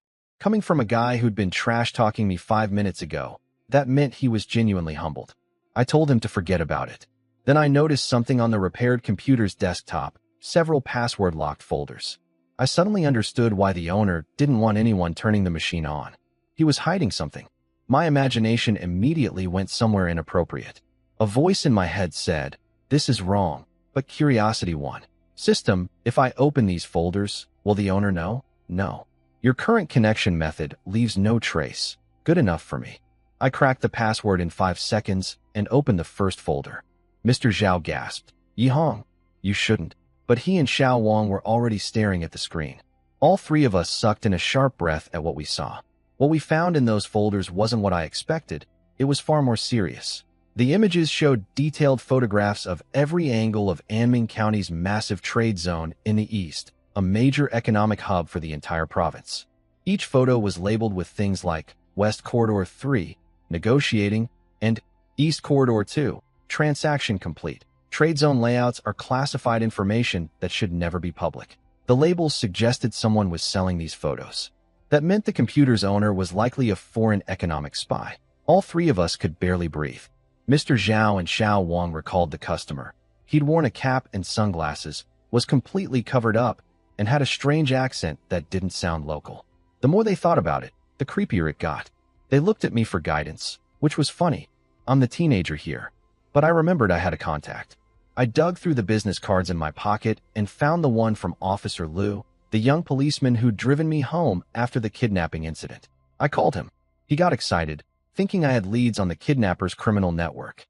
Before I could explain, he transferred me to trainee Song Lingling, who started joking around. I cut her off. "This is urgent. Get me Captain Duan. Now." She heard the seriousness in my voice and called him back from a case in the countryside. Half an hour later, Officer Duan and Lingling arrived at the shop. I showed them the photos without a word. Their faces went dark instantly. Lingling slammed the table in anger. Duan looked more serious than I'd ever seen him. He thanked us formally. If these photos kept circulating, the consequences for the county's economy could be devastating. Mr. Zhao and Xiao Wang gave me all the credit, explaining everything I'd done. Duan and Lingling were stunned that I could do all this with computers too. Lingling circled me like I was some lab specimen, muttering, "Are you even human? How can someone be this good at everything?" Duan saluted me again. "Yihong, you've done this county another enormous service." He said he'd report this to higher authorities who'd want to meet me. Within days, a massive counter-espionage operation erupted across Anming County and the surrounding region. It made national waves. Almost nobody knew it all started because a high school kid got curious about some locked folders. But that wasn't my concern anymore. When I got back to our street that evening, something was very wrong. Our restaurant was nearly empty, just one customer, and it happened to be Brother Biao. No line, no crowd. A complete contrast to the weekend madness. Meanwhile, across the street, Xiaoma's pastry shop was doing suspiciously great business. When Xiaoma caught me looking, he flashed me a dark, nasty smile. Something was definitely off. When I got home, our shop was practically dead. My parents looked miserable. They said customers had been avoiding our place all day, running across the street to Xiaoma's pastry shop instead. It made no sense. Even though my parents' version of the red bean cake wasn't as good as mine, it was still excellent. I grabbed a piece from Brother Biao's plate and tasted it. Nothing wrong. He agreed the flavor was fine, but admitted something was definitely off about the lack of customers. I asked if he could help me find out what was going on. He held up 3 fingers. 3 bowls of my noodles, his price for information. Fair enough. That night, I checked our new social media account. The follower count had been growing steadily until yesterday afternoon, when suddenly a massive wave of people unfollowed. Something had happened.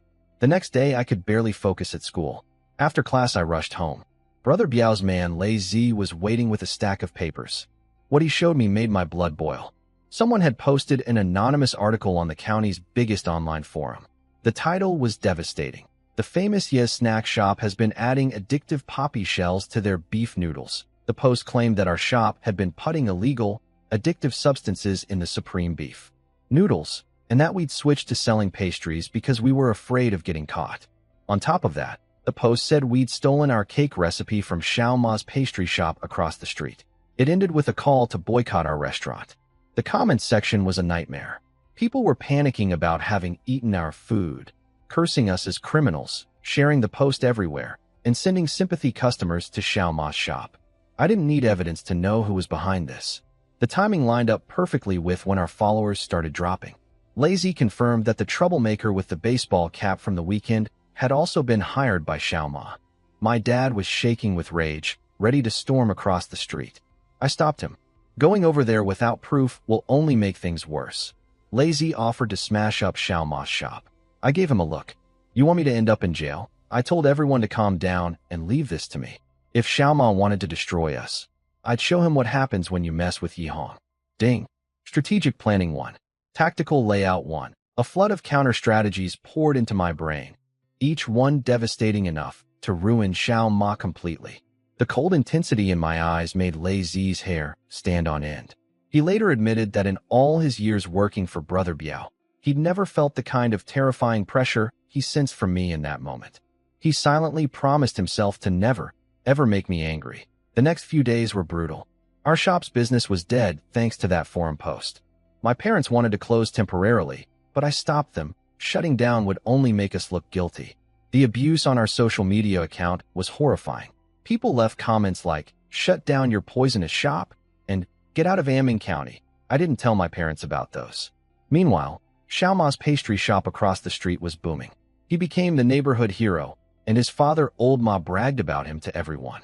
Our family had become the cautionary tale parents used to lecture their kids. The neighbors who used to be friendly with us now avoided our shop like we had a plague. Humans are fickle creatures. One night, Xiao Ma showed up at our door reeking of alcohol, taunting us. "Where are all your customers?" Oh right, he pretended to be innocent, saying our troubles were our own fault for using poppy shells. My dad snapped. He leaped off the front step and punched Xiao Ma square in the nose. Blood everywhere, nose bent sideways. Honestly, Dad's always been the strongest guy on this street. Old Ma rushed out screaming, and the neighbors swarmed around, all taking Xiao Ma's side. Uncle Guo, the beef vendor, lectured us about business integrity. Others piled on, accusing us of jealousy, of being dishonest, of deserving everything we got. My dad stood there helpless. He's honest and straightforward. Arguing with a mob isn't his strength. I flew downstairs and put myself between Dad and the crowd. I looked at every single one of them, burning their faces into my memory. Ding. Mass intimidation. Aura 1. The whole street went silent. Nobody could speak under the weight of my stare. I said in a voice that carried to every corner, "Our shop has never used poppy shells. We don't need to." Unlike certain shops that have zero real talent and can only throw mud at others, I glanced down at Xiao Ma. His smirk vanished and his eyes shifted nervously. "Remember your faces today," I told the crowd coldly. "When the truth comes out, don't complain that it stings." I brought my parents inside and slammed the door shut. After we left, I could hear the neighbors muttering, calling us stubborn, predicting our downfall. Let them talk. When Saturday finally arrived, I had time to put my counterattack into motion. Early that morning, I left home alone and took the #1 bus to Tongyu Mountain on the north side of town. To clear our shop's name, I needed someone with real influence to vouch for us. Kai Jianan was the obvious choice. I'd called him days ago, and he told me to visit him at Tongyu Mountain, an entire mountain he'd bought years ago as his private estate. Saturday morning, I took the bus and walked half a mile to the mountain entrance. A winding stone staircase disappeared into the fog above. At the bottom, security guards in black suits blocked my path. Private property. Get lost, kid. I told them I had an appointment with Mr. Kai. The guard looked at my cheap clothes and laughed.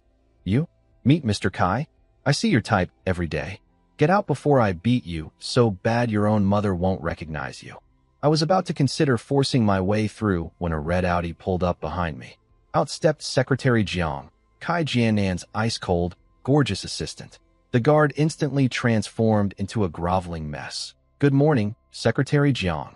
You look beautiful as always. She ignored him completely and walked straight to me. Mr. Yi, why haven't you gone up yet? Mr. Kai has been waiting for days. The guard's face went white. I shrugged and pointed at him. This gentleman said I don't have the qualifications to see Mr. Kai. He also threatened to rearrange my face. Secretary Jiang's eyes turned to ice. This man is Mr. Kai's benefactor and our most honored guest. If he doesn't qualify, do you? The guard's legs gave out.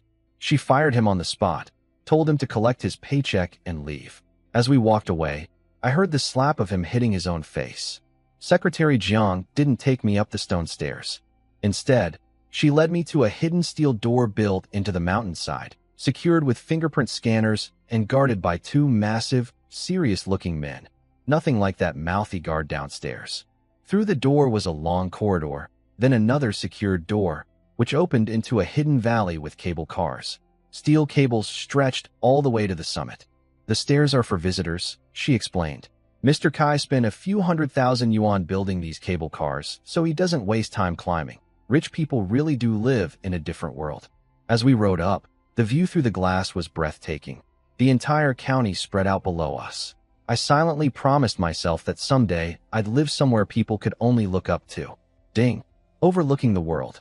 Vision and ambition won. I noticed Secretary Jiang studying me with a strange expression, as if she suddenly saw something in me that reminded her of her boss. Then she quickly looked away when I caught her staring. Ding. Caught a beauty's attention. Aura 1. Flirting skill 1. The cable car reached the top and stopped inside a quiet building. When we stepped out, two more muscular guards approached us carrying some kind of scanning devices. Just checking for prohibited items, don't worry, Secretary Jiang explained as guards scanned us with red light devices.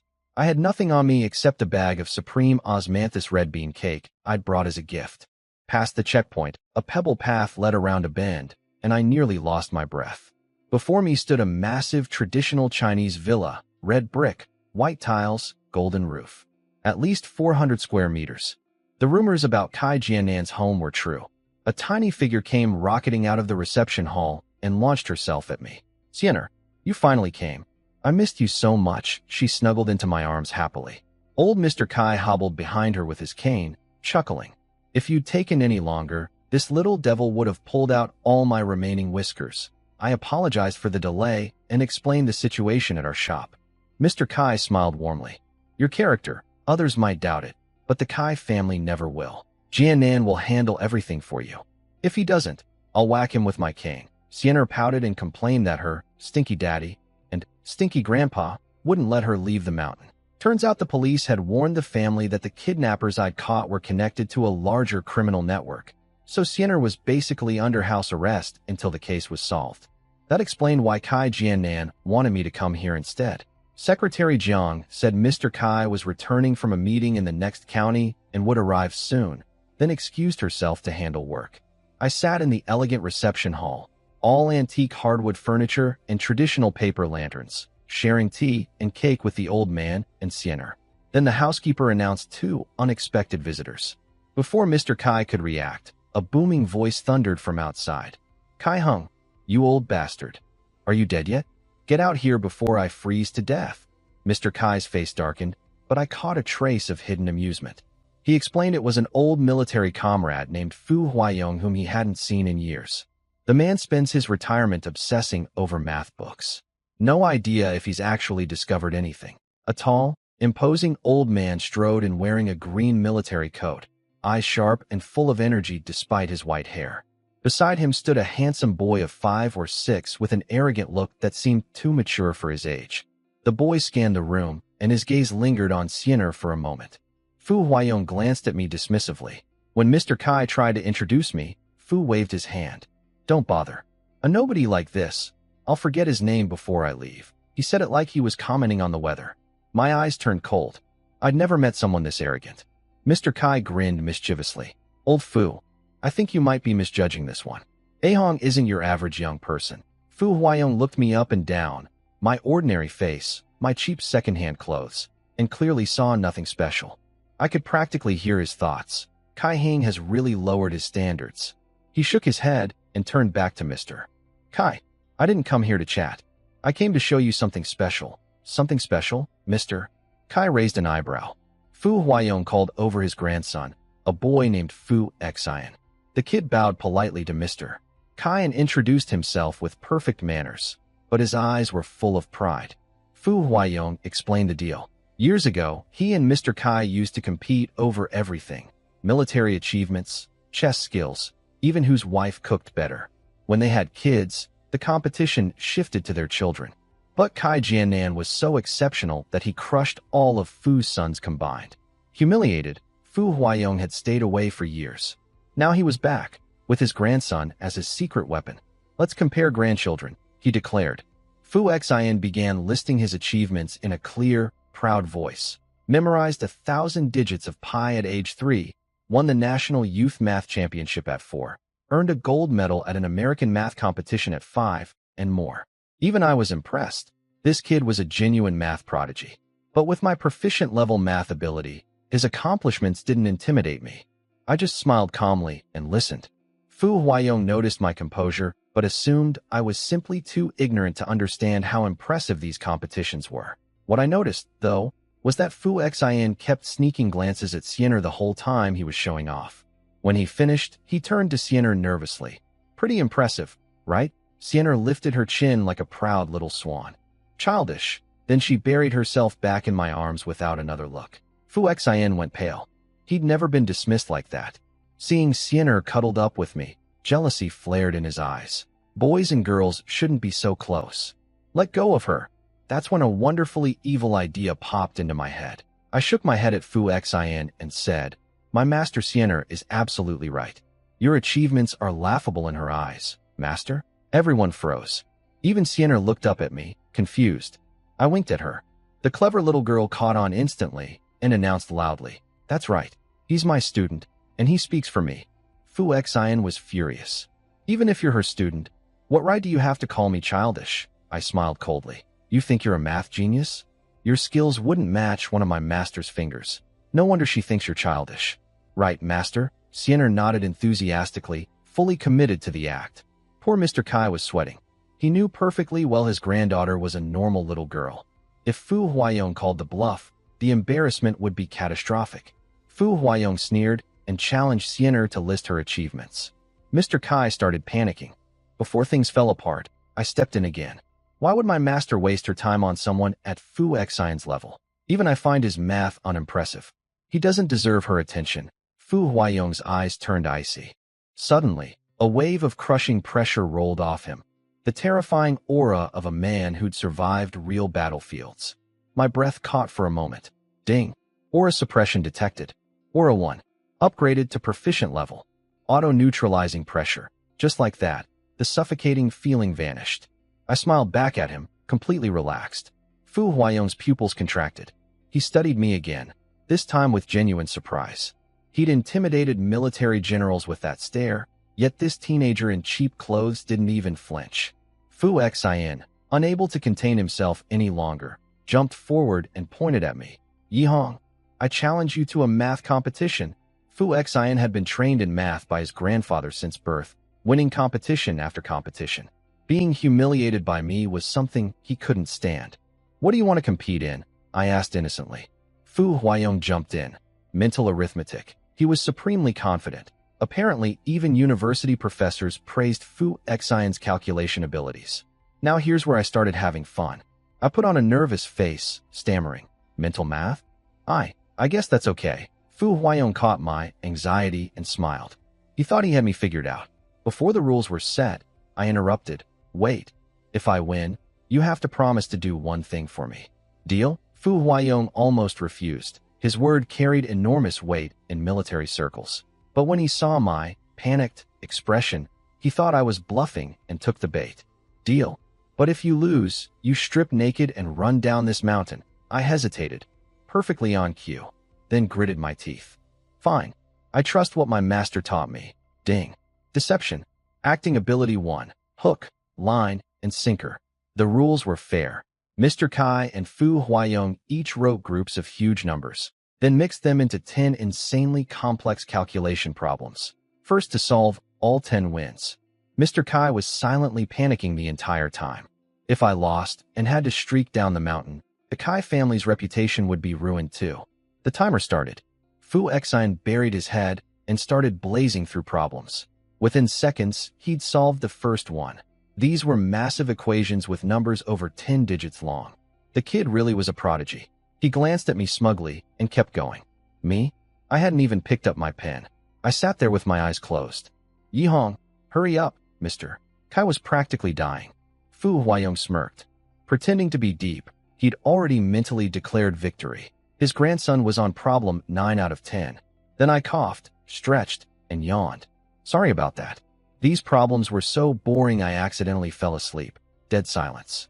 Even Fu Xian's concentration broke for a second. Fu Huayong laughed confidently. My grandson is almost finished. Even if you were a human calculator, you can't catch up now. Siener's little face crumpled with worry. Big brother, you can do it. I flashed her in. Okay, sign. Then finally picked up my pen. My lazy expression vanished. My eyes sharpened. Ding. Proficient math ability activated. Scanning all problems. Complete. All answers delivered. My pen became a blur. 1 second, 1 problem solved. 2 seconds, 3 more done. 5 seconds later, I put down my pen. All 10 answers, written perfectly. I'm done. Fu Xian was just about to write his final answer. He froze, staring at me in disbelief. Fu Huayong exploded. He snatched my paper and screamed, "You must be writing random numbers. Kai Hung, get me a calculator." I'm checking every single one. A calculator was brought over. Fu Huayong started checking my answers one by one, and with each correct result, his face sank further. His hands were shaking. Before he could finish, little Fu Xian placed his hand on his grandfather's and said quietly, "Grandpa, you don't need to keep checking." The boy had already verified with his own mental math that all 10 of my answers were correct. Fu Xian walked up to me with a serious expression. "You're better than me at mental math. You win. But I'll work hard and beat you next time." I actually started to respect this kid. He was gracious in defeat, which showed real character. Then he ruined it. "And I will take Siener back from you." Siener ignored him completely, threw herself into my arms, and cheered. Mr. Kai exhaled like a man who'd been holding his breath underwater. He'd finally figured out that my nervousness had all been an act. I'd tricked Fu Huayong into making that bet from the very beginning. Fu Huayong looked like he'd swallowed something rotten. He grumbled that mental math was just one area, and his grandson would beat me in any other branch of mathematics. Nobody was convinced. Mr. Kai laughed heartily and shoved a piece of my red bean cake into the old man's hand to calm him down. Fu Huayong bit into it furiously, then froze. "What is this?" He chewed slowly, his angry expression melting away. He ate one piece, then another, then another. When Fu Xian innocently pointed out that Grandpa had already eaten 5 pieces despite his heart condition, Mr. Kai burst out laughing. Red-faced, Fu Huayong tried to play it cool. "It's all right, I suppose. Where'd you buy it?" "Some famous bakery." Mr. Kai shook his head. "Not from any bakery. The capital." Another head shake. "Don't tell me it's from a state banquet. Even state banquets probably don't have this." Fu Huayong was losing his mind. "Just tell me which master chef made this, Mr. Kai smiled mysteriously. "You said only 10 chefs in the entire province could make something this good. Well, one of them might be sitting right in front of you." Fu Huayong blinked, not understanding. I scratched my head awkwardly. "It's called the Supreme Osmanthus Red Bean Cake. And well, I made it." His expression locked up. He looked down at the half-eaten cake in his hand, unsure whether to put it down or keep eating. He slowly turned to Mr. Kai for confirmation. "Mr. Kai nodded. The master chef you're looking for has been right here the whole time." Fu Huayong stared at me for a long, silent moment. All the contempt and dismissal had vanished from his eyes. What replaced it was genuine curiosity, and maybe a hint of respect. "Who exactly are you? Who exactly are you?" When Fu Huayong asked that question, I knew I'd earned his respect. In all of Amming County, the number of young people he takes seriously can be counted on one hand. I couldn't resist throwing his earlier words back at him. Just a nobody. The kind whose name you'd forget the moment you heard it. His face went stiff. For a second I thought he might explode. But then he threw his head back and roared with laughter. You've got guts, kid. Every young person I meet these days is too scared to breathe around me. You're the first one in years to actually make me feel defeated. He devoured another piece of cake. Delicious. And then honored the bet. I always keep my word. Tell me what you want. Just nothing illegal or immoral. I told him I hadn't decided yet. He called me a crafty little fox and gave me a 1-year deadline to cash in his promise. I was thrilled. A promise from someone like him is priceless. The tension broke, and we all chatted happily. Fu Xin and his grandfather pulled me into a deep math discussion. I barely showed a fraction of what the system had given me, and they listened like school children, completely mesmerized. When Kai Jianan finally arrived around noon, he treated the Fu family to a lavish lunch. Every dish on the table bumped my cooking ability up a few more points. After the fuss left, Kai Jianan and I retreated to his elegant study upstairs. He offered me tea, and not just any tea. The system went crazy. Tea Appreciation 5. It was a supreme Da Hong Pao, harvested from the only surviving mother tree. This tea was beyond money. That he served it to me showed how much he valued our relationship. I identified it in one sip. He laughed. Nothing gets past you. Then his mood turned somber. He told me about Siener's mother passing away young, and how his obsession with business had left the girl growing up essentially alone in this huge villa, with only her grandfather and the housekeeper for company. Fu Xian was probably the only child her age she'd ever met. My heart ached thinking about it. All the wealth in the world doesn't guarantee happiness. Come visit her often, he said. I nodded sincerely. Then we got down to business. I laid out everything about the smear campaign against our shop. He waved dismissively. Easy. I'll have the forum moderator delete the post. He wouldn't dare refuse me. No, I said. That would let certain people off too easily. He noticed the ruthless glint in my eye and smiled approvingly. In business, soft people fall first. So what's your plan? I told him everything. Every detail of my counterattack strategy. We refined the plan together until dinner, then looked at each other and smiled. Before I left, he mentioned that the shop on East Street was nearly ready for us to move in. I looked out the window in silence. The baby eagle was about to leave the nest. A much bigger stage was waiting for me. That Sunday, our counterattack hit the local forum like an earthquake. An account called Village Teacher Kai posted a video. At first nobody noticed it. Then one person clicked and commented, "Holy crap, come look at this." The video showed Kai Jianan, the most powerful businessman in the county, holding a piece of our red bean cake. He praised our food as the most delicious, healthy, and trustworthy he'd ever had. Then his tone turned sharp. Hearing that this shop has been falsely accused of adding poppy shells makes me deeply angry. I personally guarantee that Yes Snack Shop would never add such substances. Don't let people with ulterior motives mislead you. He emphasized ulterior motives in a way that left zero doubt about who he meant. The video exploded. Comments flooded in. People worshipping Kai Jianan, apologizing for believing the lies, mocking whoever had made the original accusation. Meanwhile, in a cafe across town, the forum's head moderator Yufeng and his deputy Xia he were having coffee, congratulating themselves on how much traffic Xiao Ma's smear post had generated. They'd taken Xiao Ma's money to boost it, and business was good. Then both their phones started blowing up simultaneously. Their staff was screaming, "Check the forum now." They watched the video and nearly fainted. Kai Jianan, the man who could shake the county's entire economy with one phone call, was personally defending the shop they'd helped destroy. If their backroom deal with Xiao Ma was exposed, they wouldn't just lose their moderator positions. They'd be finished. Yufeng called Secretary Jiang with shaking hands. Whatever she said turned his face white. He hung up and whispered to Xiaohe. She said, "Mr. Kai is very angry. We need to figure this out ourselves." Xiaohe collapsed to the floor.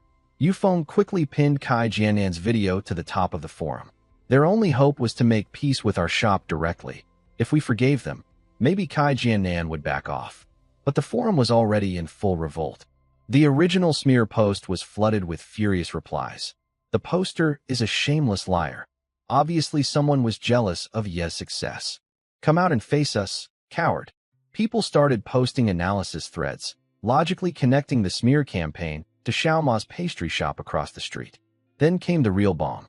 A local street punk posted a confession. He admitted that Xiao Ma had paid him to plant a fly in our food to sabotage our business. It was the same baseball cap guy from before. The forum went absolutely nuclear. The confession from the street punk was Brother Biao's doing. The moment the guy heard Biao's name, he immediately posted everything online. How Xiao Ma had paid him to plant a fly in our food. When all the evidence pointed to a deliberate setup, the internet exploded with rage. Not just at Xiao Ma, but at themselves for being manipulated. Thousands of angry posts flooded the forum every second, nearly crashing the site. Boycott Xiao Ma. We demand justice for Ye's snack shop. In real life, mobs of furious people surrounded Xiao Ma's pastry shop. He'd locked himself inside, too scared to come out. People hurled rotten eggs, old vegetables, and crushed cans at his door until it looked like a modern art disaster. His shop was finished, permanently. The other shop owners on our street stood watching with complicated expressions. I'm sure they all remembered what I told them. Remember your faces today. When the truth comes out, don't complain that it stings. Their faces were stinging plenty now. But instead of owning their shame, they blamed everything on Xiao Ma and joined the mob throwing things at his shop. Typical. That evening, our restaurant was packed. Nearly every neighbor came to apologize, heads bowed. But most eyes were really on the figure sitting quietly in the corner, Kai Jiannan, in a blue suit, calmly eating a bowl of noodles as if nothing in the world concerned him.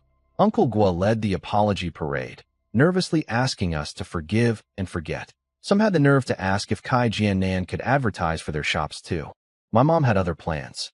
She unleashed half an hour of nonstop scolding without repeating a single insult. Honestly, more impressive than anything my system had given me.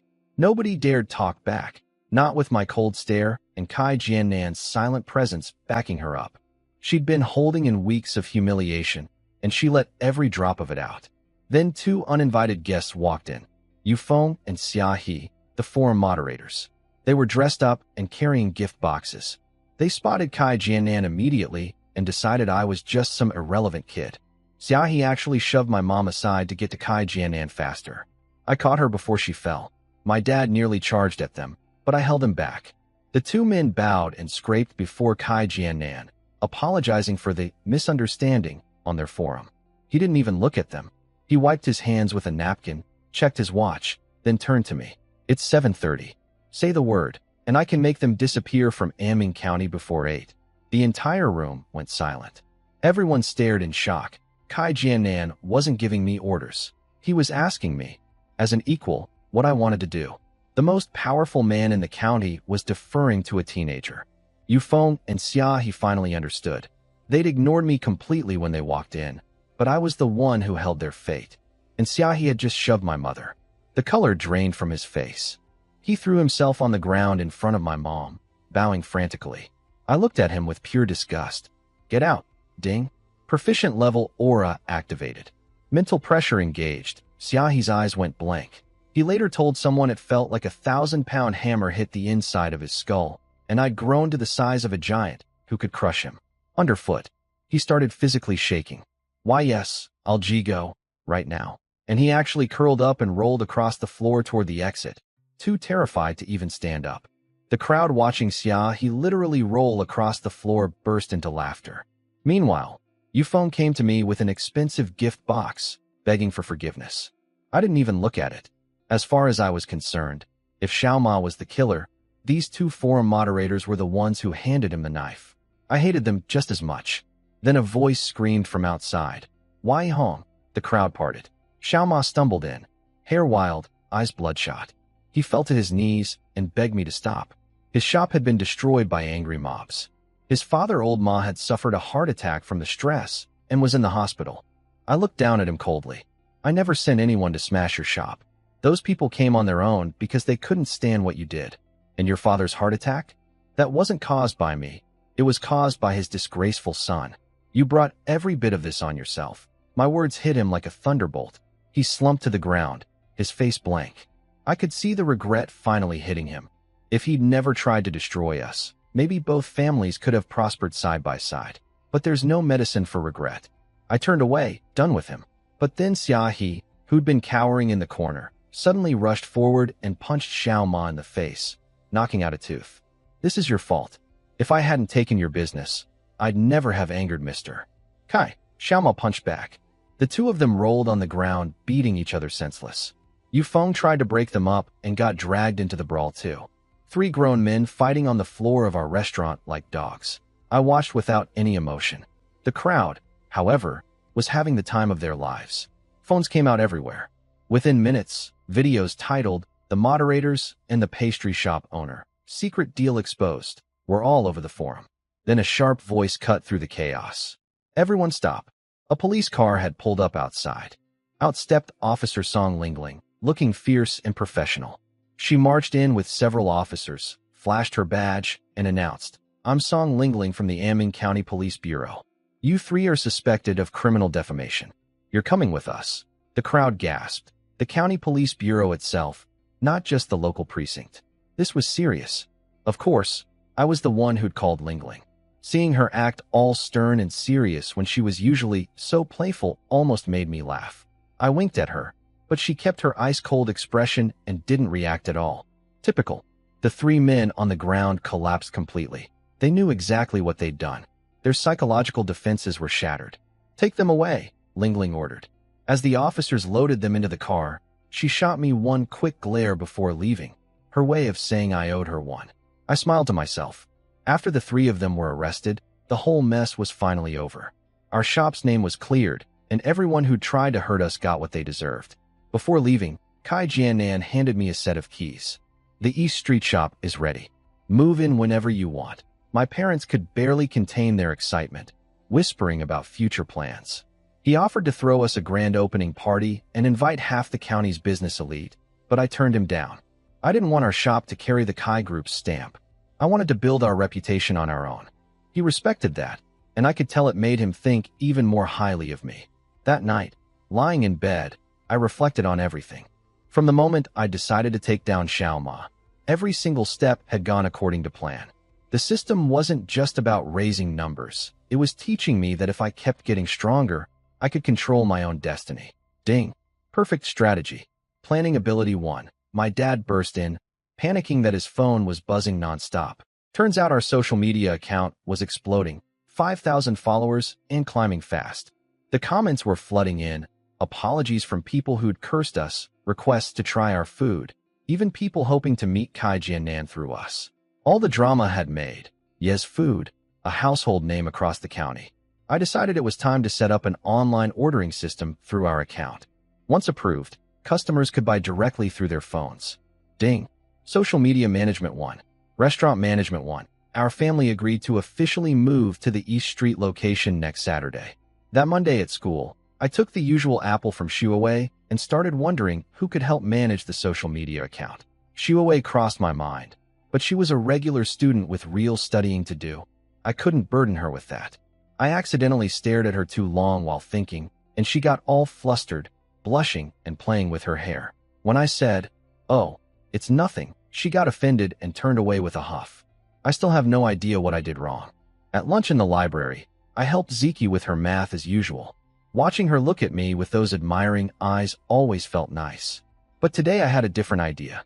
I asked her why she was working so hard for a higher degree. She gave a noble speech about pursuing knowledge at higher institutions, then leaned in and whispered, "Actually, it's just so I can make more money later." That gave me my opening. "What if I offered you a good job right now?" "Like what?" "Managing a social media account, running an online platform." Her eyes lit up immediately. "I actually used to run my own account in college. I know this stuff really well." Then her face fell. "But the pay for that kind of work is usually terrible." I paused for effect. "I'll pay you triple the market rate." "Oh, triple? That's Pret. Wait." Her eyes went wide. "Triple? Wait. You're going to pay me?" Ziki was shocked.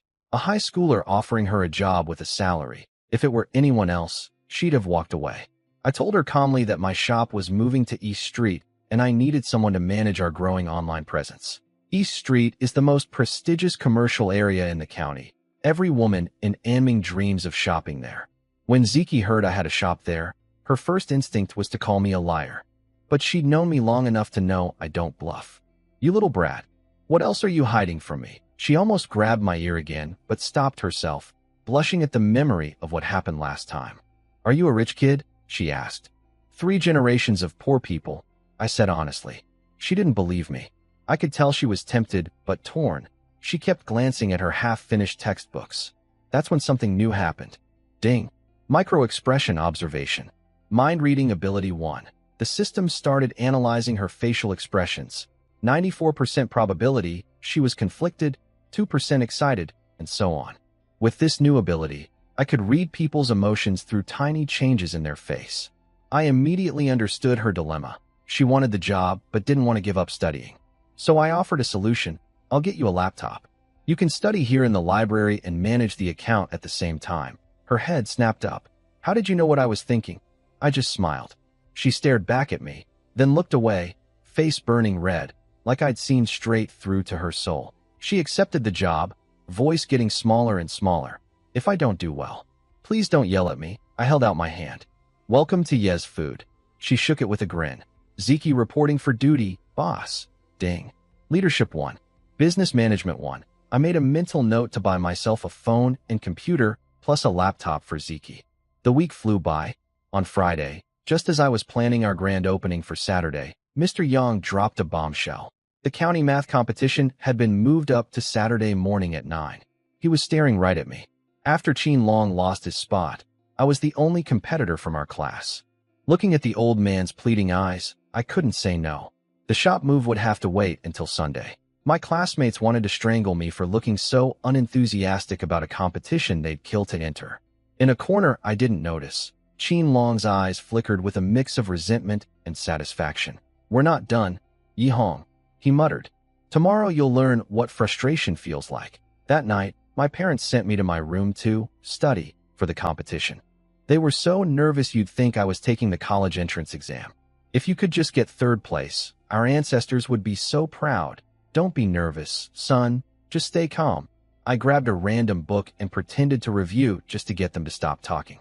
With my math ability at over 60 points, I could dominate even a city-level competition, let alone this county one.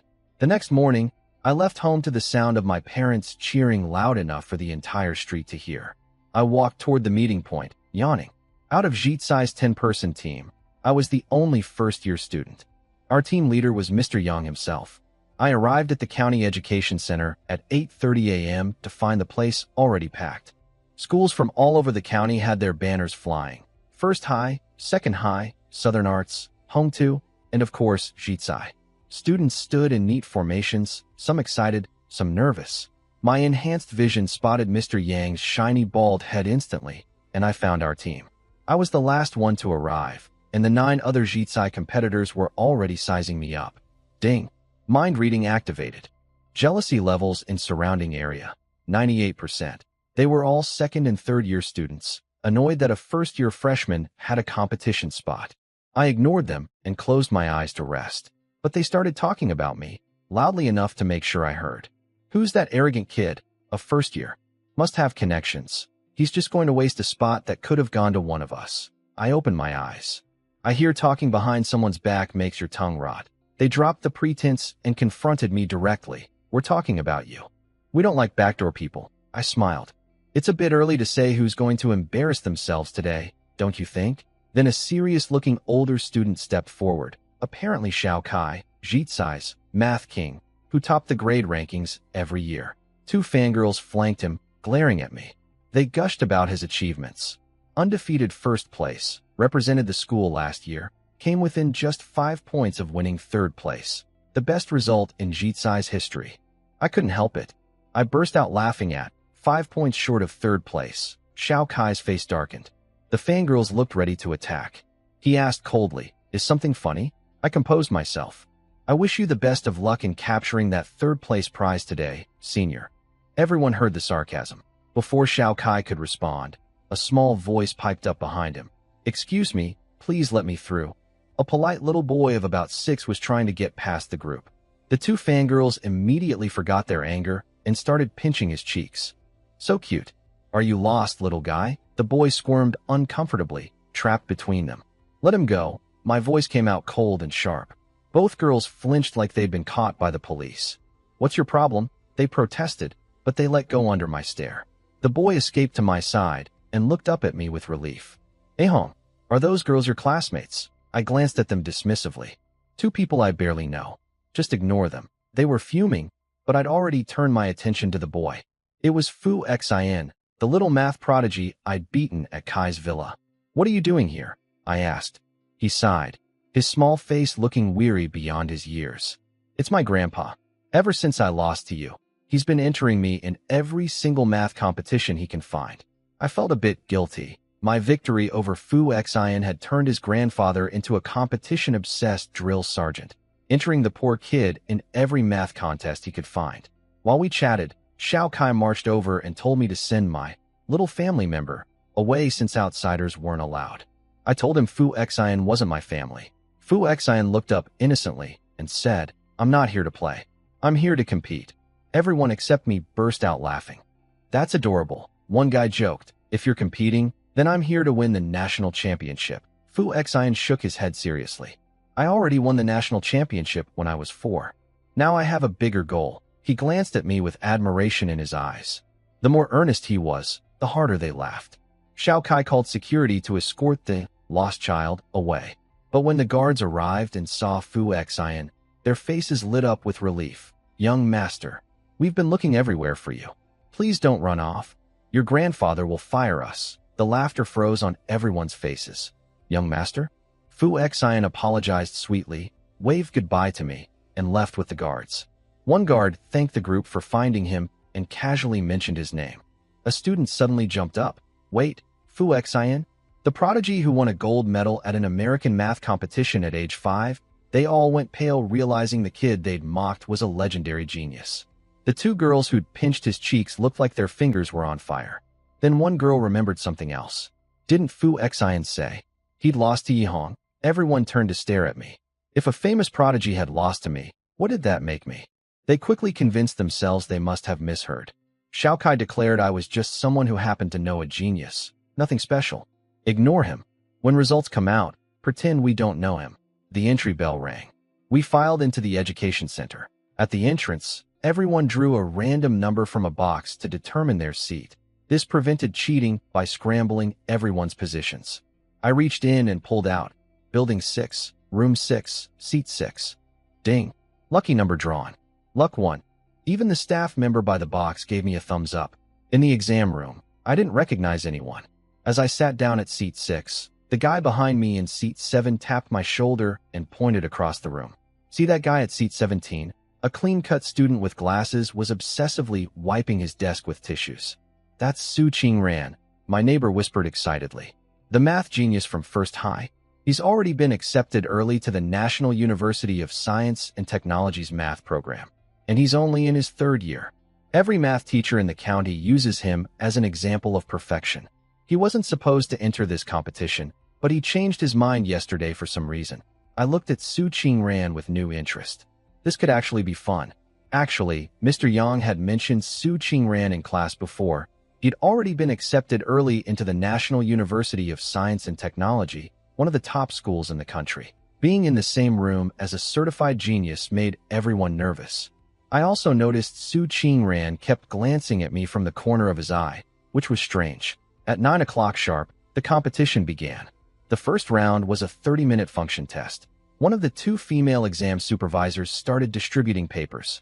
When she handed me mine, I glanced at the problems and smiled. My system had already solved everything in that instant. She froze, staring at my smile like she was hypnotized.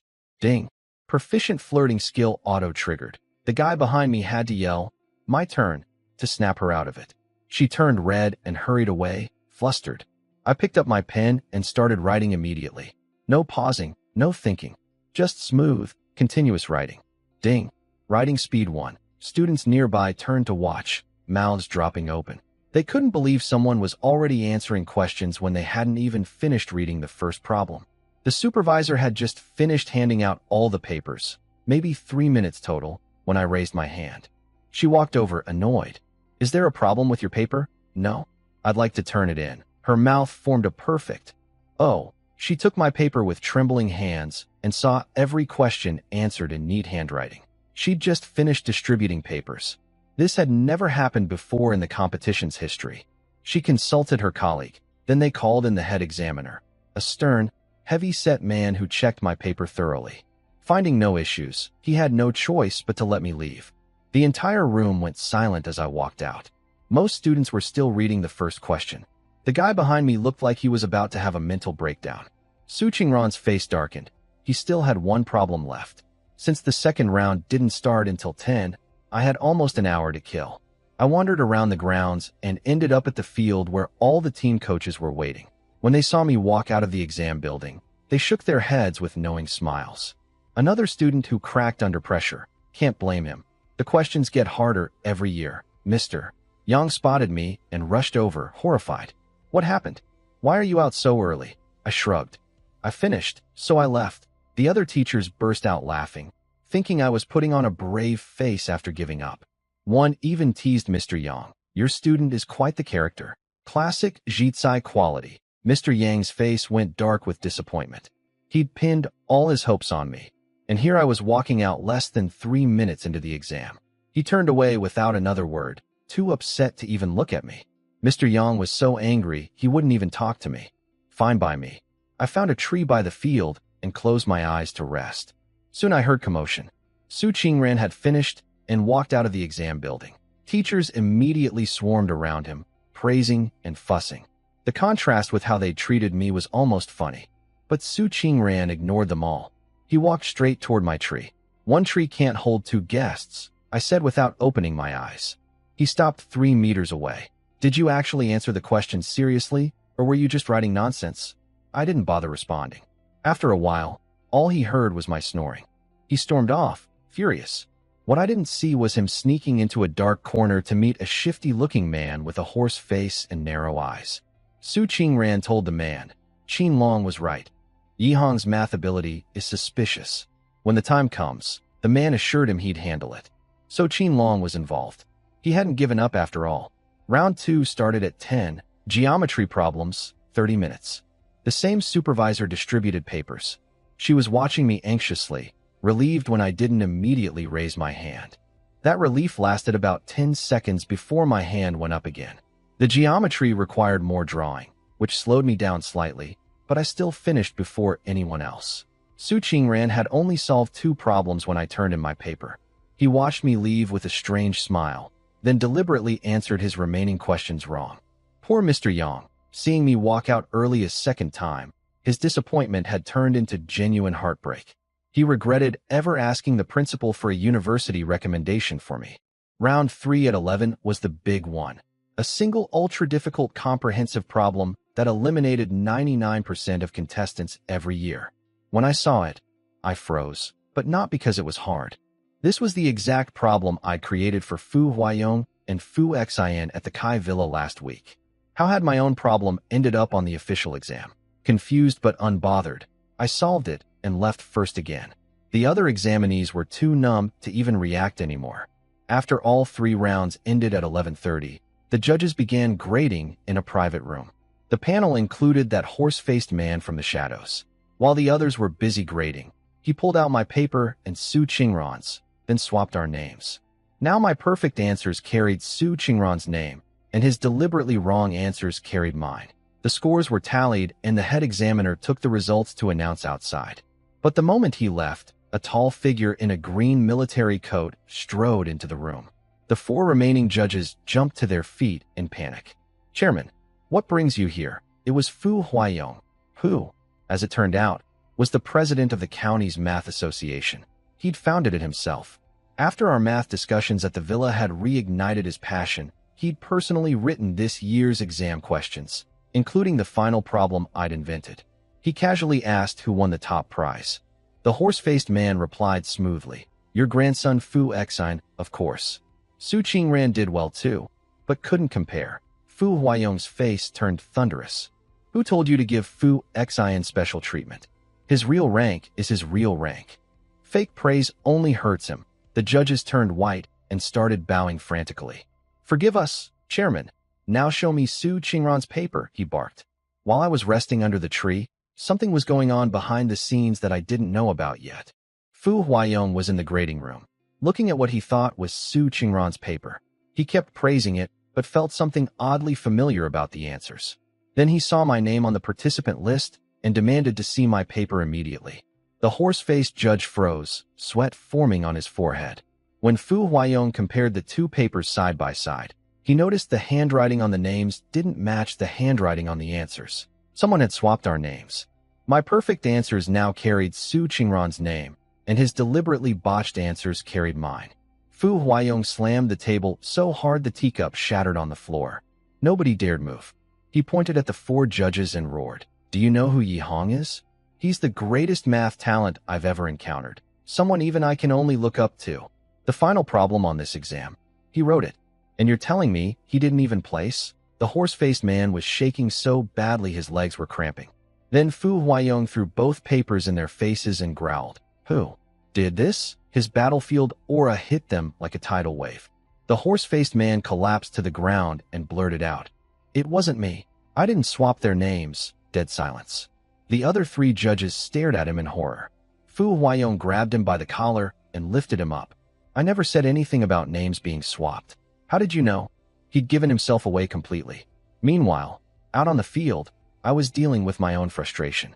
I knew I'd answered everything correctly, yet I hadn't won a single award. Something was very wrong. The final problem was literally one I'd invented. There was no way I got it wrong. Xiao Kai strutted over, waving his third-place trophy in my face. "I told you to stay home. Can't even get a consolation prize.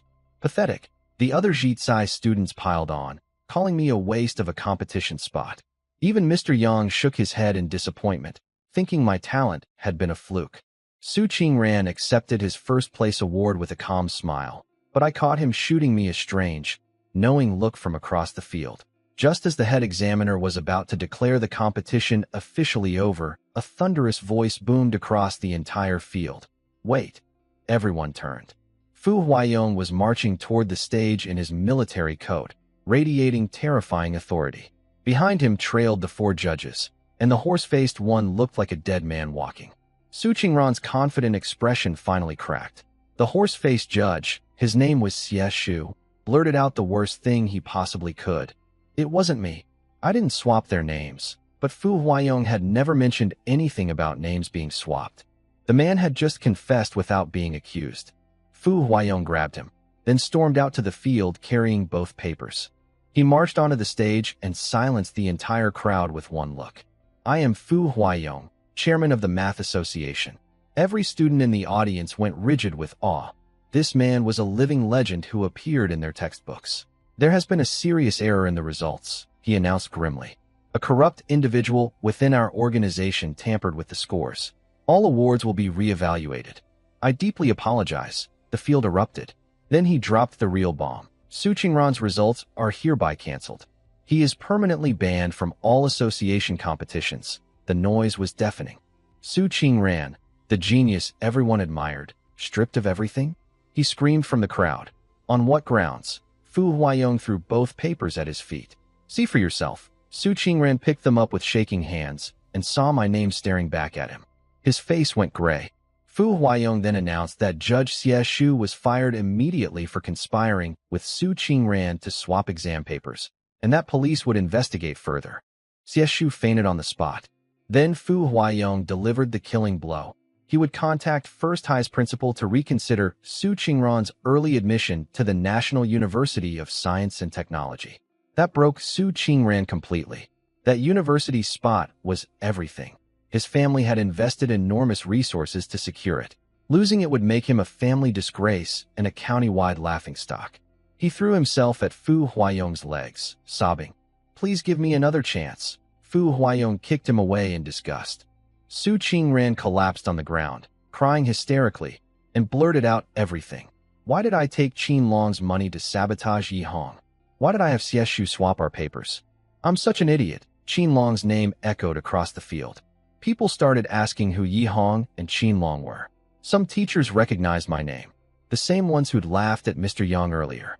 Slowly, every pair of eyes on that field turned toward me. Mr. Yang's face was cycling through emotions at light speed. Joy, because now he understood I should have won first place. Fury, because Qin Long, his own student, had orchestrated this from the shadows. "Qin Long, I'm going to destroy that boy when I get back, he growled. As for my Jitsai teammates, the ones who'd called me a waste of a spot and a nobody riding on connections, they couldn't even look at me. Their faces burned red with shame. The real waste of space had never been me. It had been their assumptions. I stood there calmly through all of it, watching the chaos unfold, feeling nothing but quiet satisfaction. I was furious. Now I understood why Su Qingran had suddenly entered the competition. Qin Long had paid him to sabotage me. That guy just wouldn't quit. I swore I'd make him regret it permanently when I got back to school. The awards ceremony was held again that afternoon. This time, I received the grand prize, the highest honor, the King of Mathematics title. Fu Huayong himself presented it to me on stage. He whispered with a grin, "Does this count as the favor I owe you?" I smiled back. "You did this on your own initiative." I never formally asked. "So, no, it doesn't count." He glared at me, pretending to be angry. "You little fox." With me taking the top spot, everyone else shifted down one position. Poor Xiao Kai got bumped right off the podium entirely. When I walked back carrying the enormous trophy, his two fangirls had already abandoned him and were crowding around me instead. He stood alone in the wind, forgotten. Mr. Young apologized, embarrassed. I told him it was fine. Just never make me do one of these boring competitions again. Everyone within earshot twitched at the word boring. When I got home with the trophy, my parents couldn't believe their eyes. "Is this really yours? You didn't borrow it to trick us?" I rolled my eyes and went upstairs, leaving them hugging the trophy and giggling like children. Then came a new dilemma for them. Should they push me toward academics or business? As my mom put it, happy problems. The next morning, a moving truck pulled up outside our shop. I'd suggested leaving our old, outdated equipment behind and buying new stuff for the new location. But my parents were too sentimental. They insisted on bringing every rusty pot and worn-out tool along. The neighbors gathered to see us off. Even though we'd had our conflicts, 10+ years of being neighbors meant something. Uncle Gua the beef vendor came to say goodbye. When I told him we were moving to East Street, he nearly choked. "East Street? You've really made it to the big leagues." My mom hugged her mahjong friends and cried. It took until almost noon before we finally pulled away. East Street was everything I'd heard. The busiest commercial district in the county, with a main road and several branching streets full of high-end shops. Our new location was at a major intersection right in the middle, with foot traffic flowing from every direction. The storefront was jaw-dropping. Two tall frameless glass doors flanked by curved windows that stretched dozens of meters along the corner. You could see inside from any approach. The interior was massive. The first floor alone was 20 times bigger than our old place. In the kitchen, my dad actually cried when he saw it. Brand new modern equipment, electronic steamers, professional ovens, things he'd only ever seen on TV. I noticed Kai Jianan had quietly renovated the entire space into a restaurant layout, perfectly tailored to our needs. He'd never told me about it, probably because he knew I'd refuse. That explained why the preparation had taken so long. I shook my head with a helpless smile. That man was impossible to outmaneuver when it came to generosity. The new store wasn't just impressive on the first floor. The second floor had elegant private dining rooms and VIP booths. The whole place was as luxurious as that fancy French restaurant we'd visited. The third floor had 3 spacious apartment suites. We could live in one and save the others for future employees. Kai Jianan hadn't just given us a shop. He'd given us 3 apartments worth millions. We were happily exploring our new home when a shrill voice pierced the air from downstairs. "Is anyone alive in here?" A man in a cream-white suit stood at our door, pinching a handkerchief over his nose, looking at our old equipment with disgust. "Is this a junk recycling center?" He sprayed himself with perfume like he'd stepped in something foul. His name was Wu Tao, but you can call me Little Peach, and he was the manager of the Nike shoe store across the street. He'd come to offer us triple rent to hand over our space for his store's expansion. He clearly thought we were poor nobodies who'd jump at the money. What he didn't know was that our rent was 0. So 000 was still 0. Plus, we weren't about to upset Kai Jianan. I pointed at the door. "You have 3 seconds to get out." He shrieked something about us being ungrateful wretches. My dad grabbed a spatula and chased him out the door. He ran away screaming threats about making us pay. My parents immediately started worrying about making an enemy of a big brand store manager. I told them to relax. He's just a shoe store manager. We need to start thinking bigger. Once our restaurant is strong enough, nobody will dare disrespect us again. My words steadied them. Without realizing it, I'd become the real decision-maker in our family. Whenever I spoke with confidence, my parents felt like the sky could fall and everything would still be fine. That night, we settled into our new home. I finally had my own spacious room on the 3rd floor. No more listening to my parents' nighttime noises through thin walls. There was even space for my sister when she came home from boarding school. The store was massive, and the 3 of us couldn't possibly run it alone, especially since I still had school. I'd need to hire employees soon. Those extra apartment suites would make great staff housing. I took the next day off school. Mr. Young panicked when I called, thinking I was sick. Turns out the school had planned a ceremony to celebrate my math competition win, with the principal himself as presenter. I explained it was just our shop's grand opening, and Mr. Young offered to come as a ribbon-cutting guest. That gave me an idea about who else to invite. I called Coach Jiang, computer teacher Mr. Zhao, and even police captain Duan Feihu. I skipped Brother Biao since he and the police captain probably wouldn't mix well. I also invited Kai Jianan and Fu Huaiyong, though I wasn't sure if those 2 big shots would be free. The ceremony company arrived before 6 in the morning. I'd hired them to handle everything: decorations, planning, reception. Within an hour, the place was transformed with lanterns, flowers, and festive banners. At 8 o'clock, drums boomed and fireworks lit up East Street. Our massive LED sign blazed the word, "Yes Food," above the entrance. Crowds gathered from every direction, curious about this new restaurant that had appeared at the busiest intersection in town. 2 rows of elegant hostesses stood at attention. My parents and I waited alongside our 3 guests, Mr. Yang, Coach Jiang, and Mr. Zhao. None of the bigger names had shown up yet. The professional MC launched into her opening speech. The crowd clapped enthusiastically. Everyone loves a grand opening, especially when there might be deals. Just as the ribbon cutting was about to begin, a piercing laugh cut through the air. Oh ho ho, I thought there'd be important people here. But the ribbon-cutting guests are just a few poor school teachers. Wu Tao sashayed out from the crowd, dripping contempt. My 3 teacher guests turned red with anger, but held back when they saw his expensive outfit. I stepped right up to him. "Wu Tao, go to the dog slaughterhouse on the east outskirts. That's where you belong." He flinched at my stare but recovered, turning to the crowd with his shrill voice. "Everyone listen up. I'm the manager of Nike Shoes. Anyone who steps foot in this restaurant today will be permanently blacklisted from our store. Think carefully." That was like dropping a bomb. The crowd started murmuring, and it was obvious most people would rather keep their access to a famous shoe brand than try some unknown restaurant. But Wu Tao wasn't done. He clapped his hands, and one by one, managers from other major brand stores stepped out of the crowd. Ugly Electronics will also blacklist anyone who enters. Dammy Phones, same policy. Anima Fashion agrees. One after another, the biggest stores on East Street declared a collective boycott against us. The crowd's murmuring turned into open discussion. Nobody wanted to lose access to shoes, phones, electronics, and clothing just for one meal. My parents went white. Mom nearly fainted. My 3 teacher guests looked like they wanted to disappear. They clearly regretted coming and were afraid of being associated with us. The hostess's smiles froze. The MC was on the phone with her boss, asking if they should cancel. Everyone was panicking except me. Ding. Calm under pressure. Mental fortitude won. In my eyes, Wu Tao was nothing but a clown. I stood there with the same relaxed smile, watching the chaos unfold. He saw my expression and it clearly infuriated him. He couldn't understand why I wasn't breaking down.